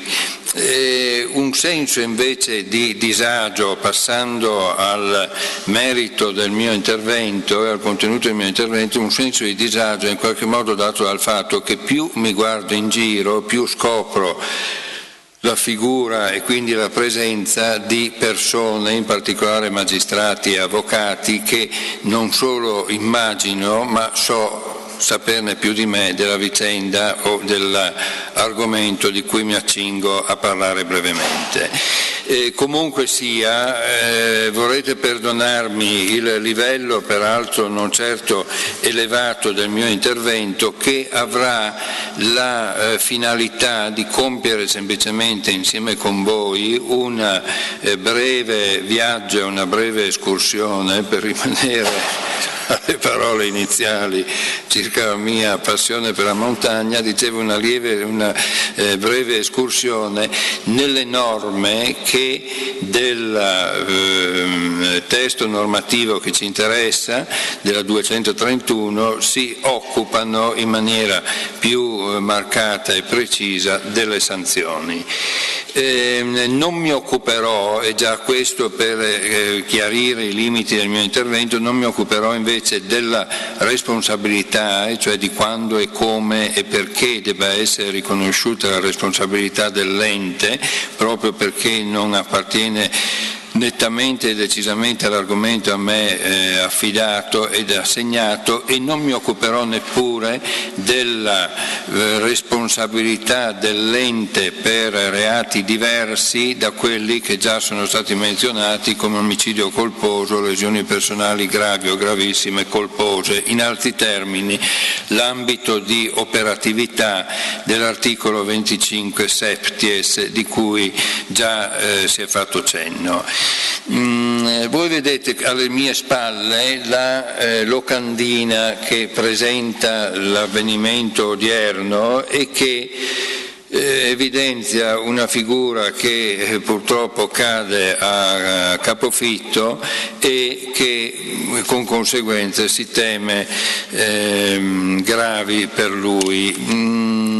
Questa è un esempio o una situazione di fatto che può dare adito a responsabilità dell'ente, e proprio partendo da questo spunto io vi sottopongo, proprio per un approccio del tutto pratico con la vicenda di cui ci occupiamo, vi sottopongo, e possiamo esaminare insieme brevemente, una sentenza del Tribunale Penale di Milano. Si tratta della sentenza pronunciata nel 2015. In questa sentenza il fatto viene descritto come nello specifico il dipendente addetto al ripristino dei tubi di scarico dei fumi e di presa d'aria delle caldaie era salito su un trabattello montabile presso una ditta al fine di svolgere le dovute riparazioni, se non che nel corso delle lavorazioni veniva erroneamente azionata la pulsantiera dei comandi relativa a un carro ponte, il quale finiva per sbattere contro il trabattello causando la caduta a terra da 7 metri del lavoratore, e questo aveva dato adito all'incidente e aveva dato adito al procedimento nei confronti confronti dell'ente o impresa per la responsabilità. Perché vi cito questa sentenza? Perché forse la cosa più semplice e anche più immediata può consistere nella valutazione di questa sentenza, che poi è una delle tante che possono essere pronunciate in materia, per vedere come di fatto la situazione è stata affrontata e risolta da parte del giudice. Perché? Perché questo ci introduce, come vedremo, proprio nel vivo del sistema sanzionatorio che è proprio della 231. Dico subito che conclude il Tribunale di Milano in esito a un giudizio con rito abbreviato, venendo alla quantificazione delle sanzioni ai sensi dell'articolo 25 septies, comma 2, eccetera, deve essere individuata quale pena base quella di 250 quote da euro 258 ciascuna per un totale di euro 64.500, ridotta della metà ai sensi dell'articolo 12 della 231 ad euro 32.250, ancora ridotta a euro 21.500 per il rito. Nella fase precedente e già questo ci introduce ad un concetto delle 250 quote del valore per ciascuna di un certo importo, che è un concetto abbastanza nuovo e strano e che adesso esamineremo brevemente. Per giungere a questo tipo di sanzione, a questo tipo di quantificazione, il giudice ha affrontato un problema di sussistenza o meno di certe riduzioni che adesso vedremo, per giungere infine a quella quantificazione. La normativa che ci interessa è quindi, e faccio naturalmente riferimento al 231, è quindi quella che disciplina per l'appunto il sistema sanzionatorio. Le norme che ci interessano sono quelle dell'articolo 9 in seguito della 231 e subito l'articolo 9 afferma che sanzione per gli illeciti amministrativi o dipendenti a reato sono sanzione pecuniaria, sanzioni interdittive, confisca, pubblicazione della sentenza e sottolineo quanto già ampiamente esposto dal dottor Pistorelli in ordine al fatto che la confisca rientra ad ogni effetto tra le sanzioni per l'illecito amministrativo. Queste sono le sanzioni quindi che sono previste per gli illeciti amministrativi e già si precisa che le sanzioni interdittive sono di un certo tipo, su cui torneremo tra un attimo. Sanzione amministrativa pecuniaria è quella che è stata inflitta, abbiamo visto, dal Tribunale di Milano, ed è una sanzione che viene stabilito all'articolo 10 che si applica sempre alla sanzione pecuniaria per l'illecito amministrativo. La sanzione pecuniaria viene applicata per quote in un numero non inferiore a 100 né superiore a 1000. Interessante è indubbiamente il criterio delle quote. L'articolo 11, che è quello che appunto disciplina questo aspetto, dice questo: nella commisurazione della sanzione pecuniaria il giudice determina il numero delle quote tenendo conto della gravità del fatto, del grado della responsabilità dell'ente, nonché dell'attività svolta per eliminare o attenuare le conseguenze del fatto e per prevenire la commissione di ulteriori illeciti. E quindi questo è un criterio da seguire per individuare il numero delle quote a cui sarà ragguagliata la sanzione pecuniaria. Si afferma però anche che l'importo delle quote è fissato sulla base delle condizioni economiche e patrimoniali dell'ente allo scopo di assicurare l'efficacia della sanzione. In altri termini c'è una doppia variabile che è rappresentata dal numero delle quote da un lato e dal valore che a ciascuna delle quote viene attribuita. Una doppia variabile che può portare, o l'obiettivo indubbiamente è quello, che può portare ad una sorta di personalizzazione della sanzione che non può che essere considerata con assoluto favore.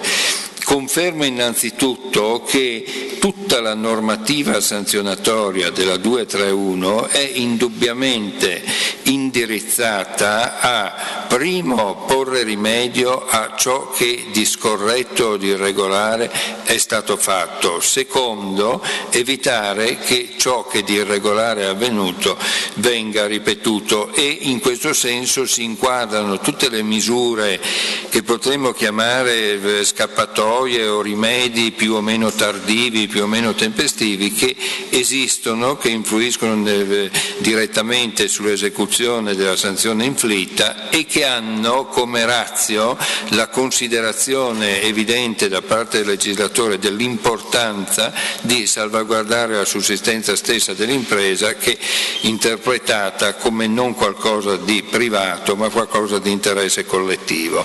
Dicevo comunque che questa doppia variabile, il numero delle quote da un lato e importo delle quote, dovrebbe portare ad un aggiustamento, una sorta di personalizzazione della sanzione. Non si tratta in realtà di una cosa di assoluta novità, perché se si pensa in ambito penale il 133 bis è norma che consente al giudice di calibrare l'entità della sanzione alle condizioni economiche della sanzione pecuniaria, alle condizioni economiche del condannato. Dice il 133 bis che condizioni economiche del reo, valutazione agli effetti della pena pecuniaria, nella determinazione dell'ammontare della multa o dell'ammenda, il giudice deve tener conto, oltre che dei criteri indicati nell'articolo precedente, che è il 133, anche delle condizioni economiche del reo. Il giudice può aumentare la multa o l'ammenda stabilita dalla legge sino al triplo o diminuirla fino a un terzo in funzione appunto delle condizioni economiche. E quindi questa in realtà è norma che è assai poco usata, questa, perché è rarissimo vedere, se non in casi proprio particolarissimi, ed è norma che comunque meriterebbe un'attenzione particolare, perché va da sé che la stessa sanzione pecuniaria, ragiono sia in ambito penale sia in ambito di responsabilità dell'ente, che la stessa sanzione pecuniaria, se non adattata alla capacità reddituale del soggetto, porta a dei risultati completamente confliggenti e completamente diversi, così come, non so, per fare un parallelo, la stessa misura degli arresti domiciliari è ovvio che scontata in un mini appartamento ha un peso e un'afflittività, scontata invece in una villa con piscina ha una afflittività completamente diversa. Comunque sta di fatto che 133 bis in ambito di penale, e c'è questo doppio binario, questo doppio sistema che consente di giungere a questo tipo di quantificazione della pena. Immediatamente è prevista una ipotesi di riduzione della sanzione pecuniaria per attività svolte da parte dell'interessato, da parte dell'ente. Si afferma l'articolo 12 che la sanzione pecuniaria è ridotta della metà quando l'autore del reato ha commesso il fatto nel prevalente interesse proprio di terzi e l'ente non ne ha ricavato vantaggio, ne ha ricavato un vantaggio minimo.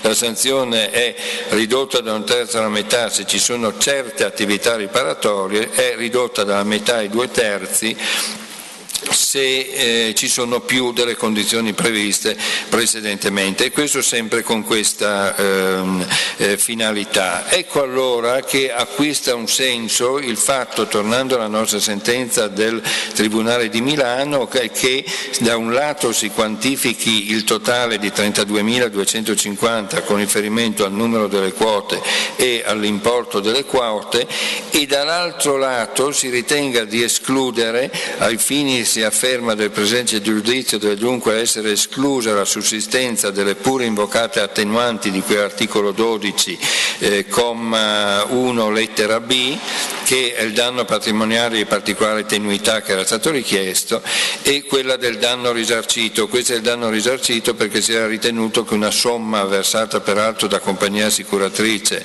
a favore dell'infortunato, che era una somma piuttosto modesta, 4.000 euro, non fosse sufficiente a risarcire un danno per delle lesioni personali conseguenti della durata di 53 giorni, e quindi queste attenuanti o queste riduzioni o queste diminuenti erano state escluse proprio per la valutazione negativa che ne aveva fatto il Tribunale, e le cito proprio perché in questa sentenza del Tribunale di Milano c'è un riferimento sia al criterio di quantificazione della sanzione sia all'esistenza o meno di cause di riduzione della sanzione stessa. Oltre alla come sanzioni amministrative, oltre alla sanzione pecuniaria, abbiamo le sanzioni interdittive, la confisca e la pubblicazione della sentenza.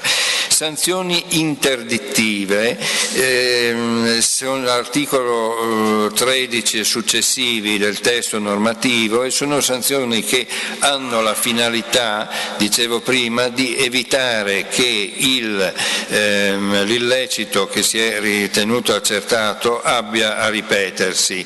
In sostanza si afferma, con riferimento alle sanzioni interdittive, l'articolo 13, che le sanzioni interdittive si applicano in relazione ai reati per i quali sono espressamente previste quando ricorre almeno una delle seguenti condizioni, e quindi ci sono delle condizioni di applicabilità di queste sanzioni interdittive che non sempre o comunque debbano essere applicate, e si dice quando l'ente ha tratto dal reato un profitto di rilevante entità, il reato è stato commesso da soggetti in posizione apicale, ovvero da soggetti sottoposti all'altrui direzione, in caso di reiterazione degli illeciti. Questi quindi sono i presupposti per cui la sanzione interdittiva può essere, o i casi in cui la sanzione interdittiva può effettivamente essere applicata.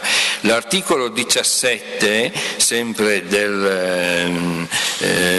la 231, invece contempla i casi in cui non si applica la misura interdittiva. Le sanzioni interdittive non si applicano quando, prima della dichiarazione di apertura del dibattimento di primo grado, concorrono le seguenti condizioni: l'ente ha risarcito integralmente il danno e eliminato le conseguenze dannose, l'ente ha eliminato le carenze organizzative che hanno determinato il reato. Da questo incrocio di norme, articolo 13 e articolo 17, sembra quindi che si possa individuare un sistema sanzionatorio per quanto riguarda le sanzioni interdittive che prevede questo, che le sanzioni interdittive possono essere applicate in certi casi e non possono essere applicate in altri. Quadro abbastanza chiaro, che però viene in qualche modo messo in discussione da una sentenza della Corte di Cassazione del 25 giugno 2013, non so se poi ce ne siano di successive, ma io non ne ho trovate, no? C'è solo quella. Ecco, una sentenza che lascia abbastanza perplessi, perché dice che da tale disposizione si evince che in caso di commissione del delitto di lesioni aggravate dalla violazione delle norme sulla sicurezza del lavoro, le sanzioni interdittive devono essere applicate obbligatoriamente. Abbiamo visto prima che la norma non prevede affatto questo, ma prevede invece il fatto che le sanzioni interdittive possono essere applicate soltanto in certi casi e non possono assolutamente essere applicati in altri.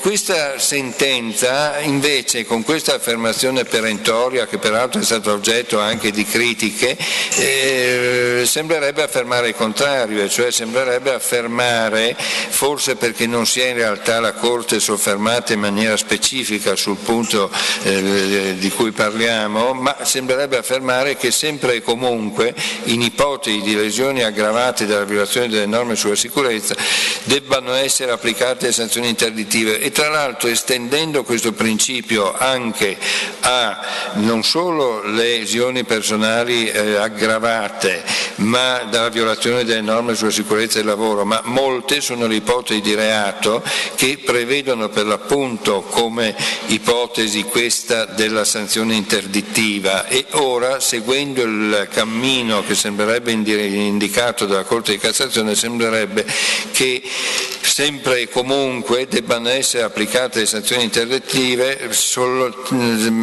sufficiente in proposito che vengano effettivamente previste astrattamente come conseguenza dell'illecito riconosciuto. Però, ripeto, si tratta di una sentenza forse isolata e che ha già dato adito a critiche e osservazioni, e che comunque vi segnalo per evidenziare come non sempre le cose siano semplici o lineari come appare.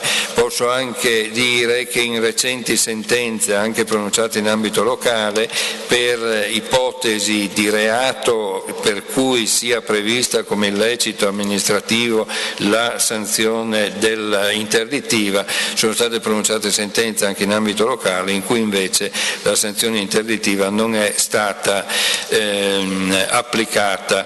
Interessante è, e mi richiamo in qualche modo a quanto affermato in precedenza dal dottor Pistorelli, interessante è operare una sorta di collegamento tra questo articolo 13 che appunto disciplina le sanzioni interdittive con l'articolo 78 che riguarda invece la esecuzione, la fase esecutiva, e l'articolo 78 menziona la conversione delle sanzioni interdittive e dice che l'ente che ha posto in essere tardivamente le condotte di cui all'articolo 17 entro 20 giorni dalla notifica dell'estratto della sentenza può richiedere la conversione della sanzione amministrativa interdittiva in sanzione pecuniaria. Le condotte di cui all'articolo 17 sono quelle condotte riparatorie che ho già richiamato e menzionato e che non consentono l'applicazione di misure interdittive. Ricordo che l'articolo 17 afferma che le sanzioni interdittive non si applicano quando, prima della dichiarazione di apertura del dibattimento di primo grado, concorrono le seguenti condizioni: risarcimento integrale del danno, eliminato le carenze organizzative. Queste misure, che evidentemente sono finalizzate e sono apprezzate dal legislatore proprio per evitare che l'illecito possa avere a ripetersi, queste misure che possono portare all'abolizione, o meglio non applicazione delle sanzioni interdittive, se attuate prima delle dichiarazioni d'apertura del dibattimento, sono utili e possono essere validamente utilizzate comunque, anche se tardivamente poste in essere, qualora appunto poste in essere già in una fase successiva, e con la conseguenza che possono essere trasmutate, possono essere non abolite le sanzioni interdittive di cui già abbiamo parlato, ma possono essere sostituite con la sanzione pecuniaria. Interessante è la previsione da parte dell'articolo 15 del commissario giudiziale, cioè di soggetto che dovrebbe consentire comunque la prosecuzione dell'attività dell'impresa, e questo evidenzia ancora una volta l'interesse del legislatore più che per la sanzione e la chiusura tout court dell'attività produttiva, il mantenimento e la salvaguardia della stessa nei limiti del possibile. Questo quindi per quanto riguarda un brevissimo sguardo alle sanzioni interdittive. Ulteriori sanzioni che sono previste appunto come sanzioni amministrative sono quelle della confisca e quella della pubblicazione della sentenza di condanna. Su quest'ultima credo che ci sia poco da dire, sul problema della confisca effettivamente si aprono degli scenari di estremo interesse che peraltro non credo di poter affrontare in questa sede, e sarebbe quanto mai opportuno, no? Perché è un spunto di interesse assoluto. L'articolo 19, ricordo soltanto che dice questo: nei confronti dell'ente è sempre disposta con la sentenza di condanna la confisca del prezzo o del profitto del reato, salvo che per la parte che può essere restituita al danneggiato sono fatti salvi i diritti acquisiti ai terzi in buona fede, e poi c'è la confisca per equivalente, e quando non è possibile eseguire la confisca a norma del comma 1, la stessa può avere ad oggetto somme di denaro, beni o altre utilità di valore equivalente al prezzo o al profitto del reato. Un accenno merita l'ipotesi di inosservanza delle sanzioni interdittive, e cioè che cosa succede se a fronte di sanzioni interdittive inflitte all'ente, l'ente continui ad operare sostanzialmente disattendendo la sanzione interdittiva inflitta, ed ecco che con questo atteggiamento si sposta il punto d'osservazione, perché rientriamo nella ipotesi di commissione di un reato. Chiunque nello svolgimento dell'attività dell'ente a cui è stata applicata una sanzione o una misura cautelare interdittiva trasgredisce agli obblighi o ai divieti inerenti a tali sanzioni o misura è punito con la reclusione da 6 mesi a 3 anni, e quindi è prevista come ipotesi autonoma di reato questo tipo di comportamento da parte sua. Interessante è ancora notare che l'articolo 23 fa menzione di sanzione o misura cautelare interdittiva, e questo introduce l'ultimo brevissimo cenno che volevo fare, che pur al di fuori e al di là della rigida classificazione della sanzione amministrativa o interdittiva, ed è quello che tra l'altro è un campo di interesse assoluto che riguarda l'applicazione di misure cautelari, nel senso che è prevista espressamente la possibilità che vengano in particolare applicate la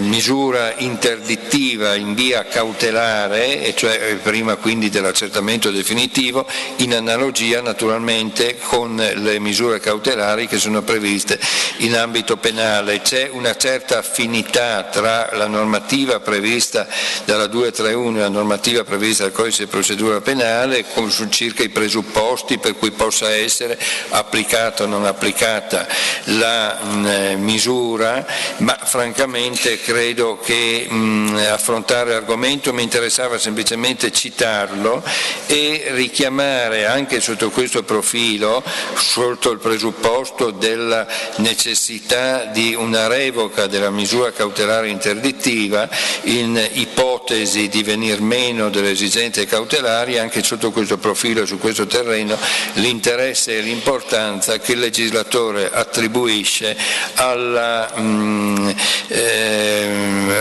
fattiva collaborazione e alla fattiva attività che conduce ad un sostanziale risanamento della situazione irregolare che si era venuta a creare. Ecco, io francamente mi rendo conto che la disamina mia è risultata molto sbrigativa, rapida e forse superficiale, però nel affrontare un argomento che avrebbe potuto portarci molto lontani anche proprio come impiego di tempo, ho così ritenuto di sintetizzare il mio intervento. Grazie. Possiamo dedicare il giusto tempo anche a questa fase importante dell'incontro. La fase è quella della consegna del premio di laurea. Innanzitutto ritengo opportuno partire col nostro sponsor, e quindi chiamo il direttore generale dell'azienda Ierman a accomodarsi. Nel frattempo facciamo andare il video che ci ha consegnato, così vi rendete conto della loro attività. Quindi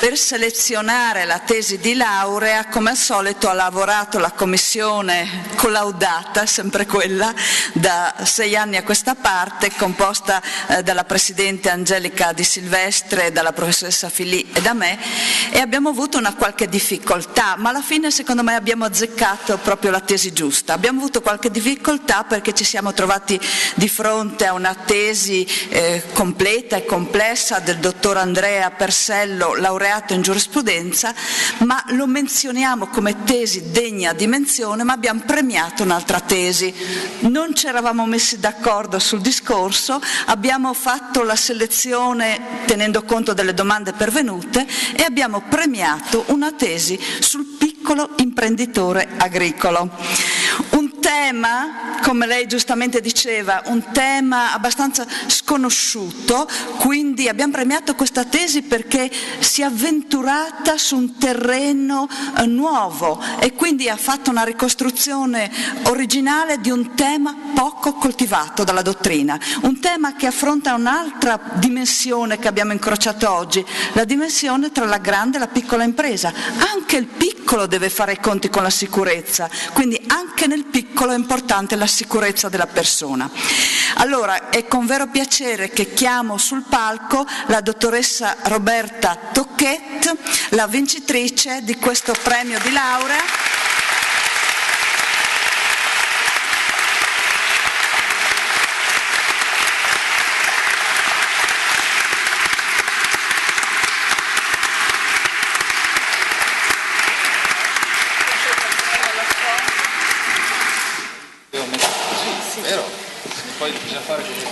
Allora, la dottoressa Tocchet è una laureata, brillante laureata con 110 lode in economia aziendale nel corso di laurea che noi abbiamo su Pordenone, quindi abbiamo dato attenzione anche alle sedi dislocate, al territorio.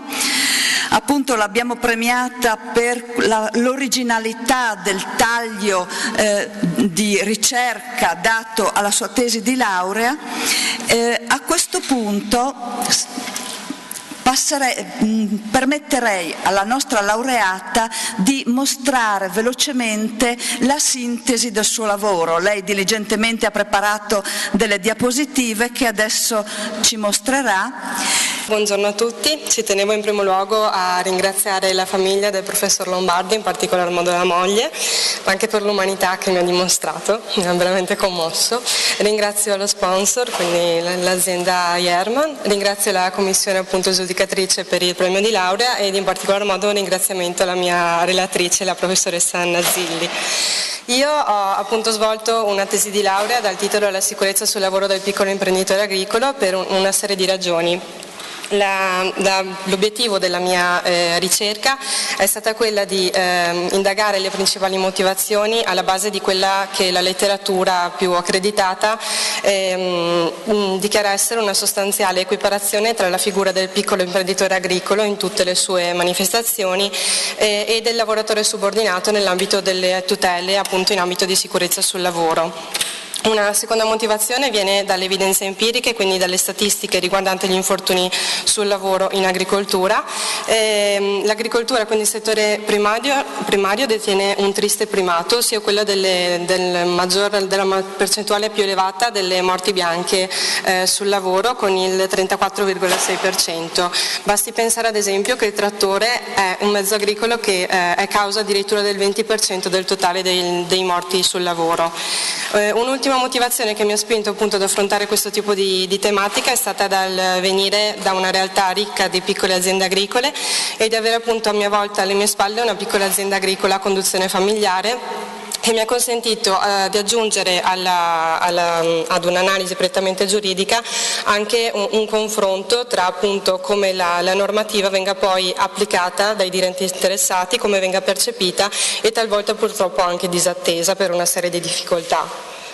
Innanzitutto occorre chiedersi perché il legislatore ha ritenuto appunto il piccolo imprenditore agricolo essere meritevole di tutele quasi al pari di un lavoratore subordinato, mentre per quest'ultimo infatti è la stessa definizione dell'articolo 2094 del Codice Civile a definirlo come tale perché ha le dipendenze sotto la direzione del datore. In questo caso, quindi nel piccolo imprenditore agricolo, la necessità di tutele viene dalla soggezione alla cosiddetta alienità organizzativa. Con ciò si intende dire che quindi il legislatore ha ritenuto attribuire le tutele in ambito di sicurezza sul lavoro non tanto sulla base della tipologia contrattuale sottostante oppure dalla natura della prestazione, quanto invece dal rapporto che deriva tra il lavoratore stesso e il contesto ambientale e organizzativo in cui questo si trova immerso.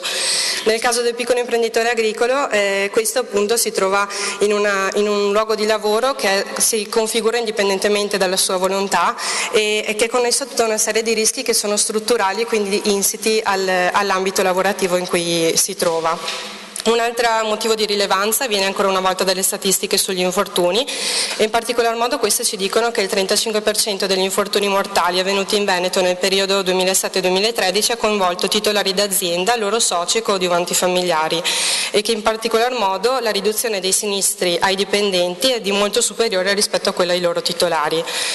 Un'ultima motivazione per cui l'imprenditore si trova ad essere meritevole di tutele viene dall'articolo 41 della Costituzione, che nel prevedere la libertà di iniziativa economica privata ne pone anche dei limiti, ossia che questa debba essere svolta senza recare danno alla salute, alla sicurezza e alla dignità umana, intesa anche come quella dell'imprenditore.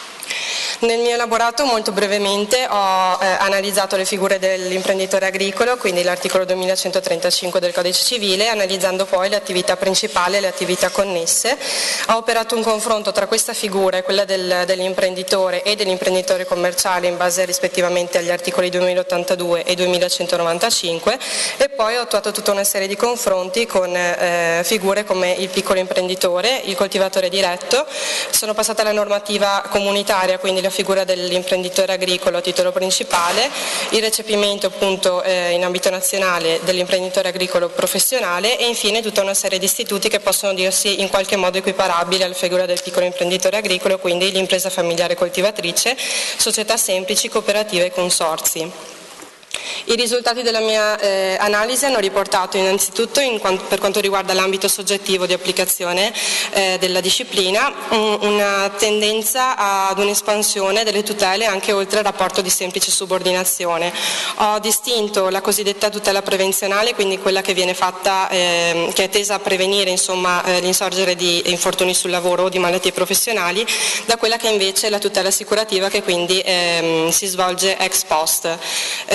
Per quanto riguarda quella prevenzionale, la norma di riferimento è il testo unico del 2008 e in questo caso si prevede una tutela cosiddetta bidirezionale per il piccolo imprenditore agricolo, che prevede sia obblighi ma anche facoltà, oneri appunto a suo carico, tra questi ad esempio le attività di formazione. Dal lato della tutela assicurativa invece anche in questo caso vi è un'espansione delle tutele.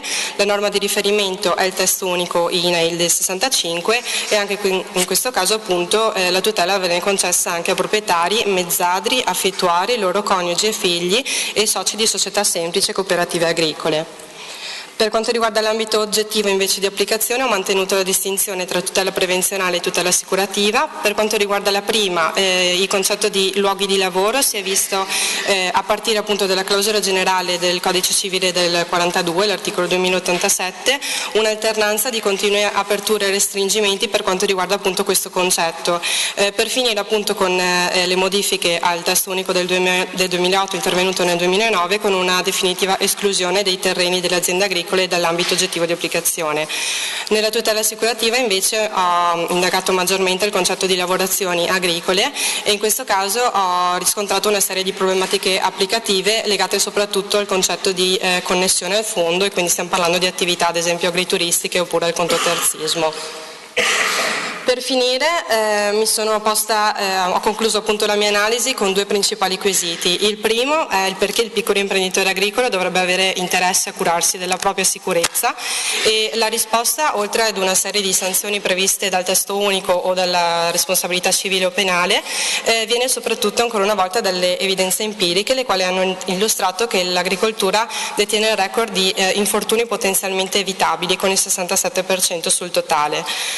L'altro quesito conclusivo è come le istituzioni e il sistema economico dovrebbero contribuire per coltivare un sistema di sicurezza in agricoltura, e in questo caso ho concluso pensando che occorrerebbe una sensibilizzazione sul tema della sicurezza e una rimozione della concezione negativa che aleggia un po' tra i piccoli imprenditori agricoli, in quali vedono la sicurezza sul lavoro, più che per la sua utilità, quasi più come una scocciatura talvolta. E infine, secondo la mia opinione, occorrerebbe una semplificazione, una differenziazione delle procedure in base sia ai diversi profili di rischio, ai profili settoriali e ai diversi appunto ambienti di lavoro. Vi ringrazio. A quanto pare la conclusione del nostro incontro è: coltiviamo la sicurezza anche in agricoltura, e quindi sto facendo uno spot all'ultima iniziativa dell'amico del Premio Lombardi Bruzzo Brisignani, che appunto sta incentrando il suo ultimo spettacolo proprio su questi temi, e quindi gli passiamo il testimone. Grazie.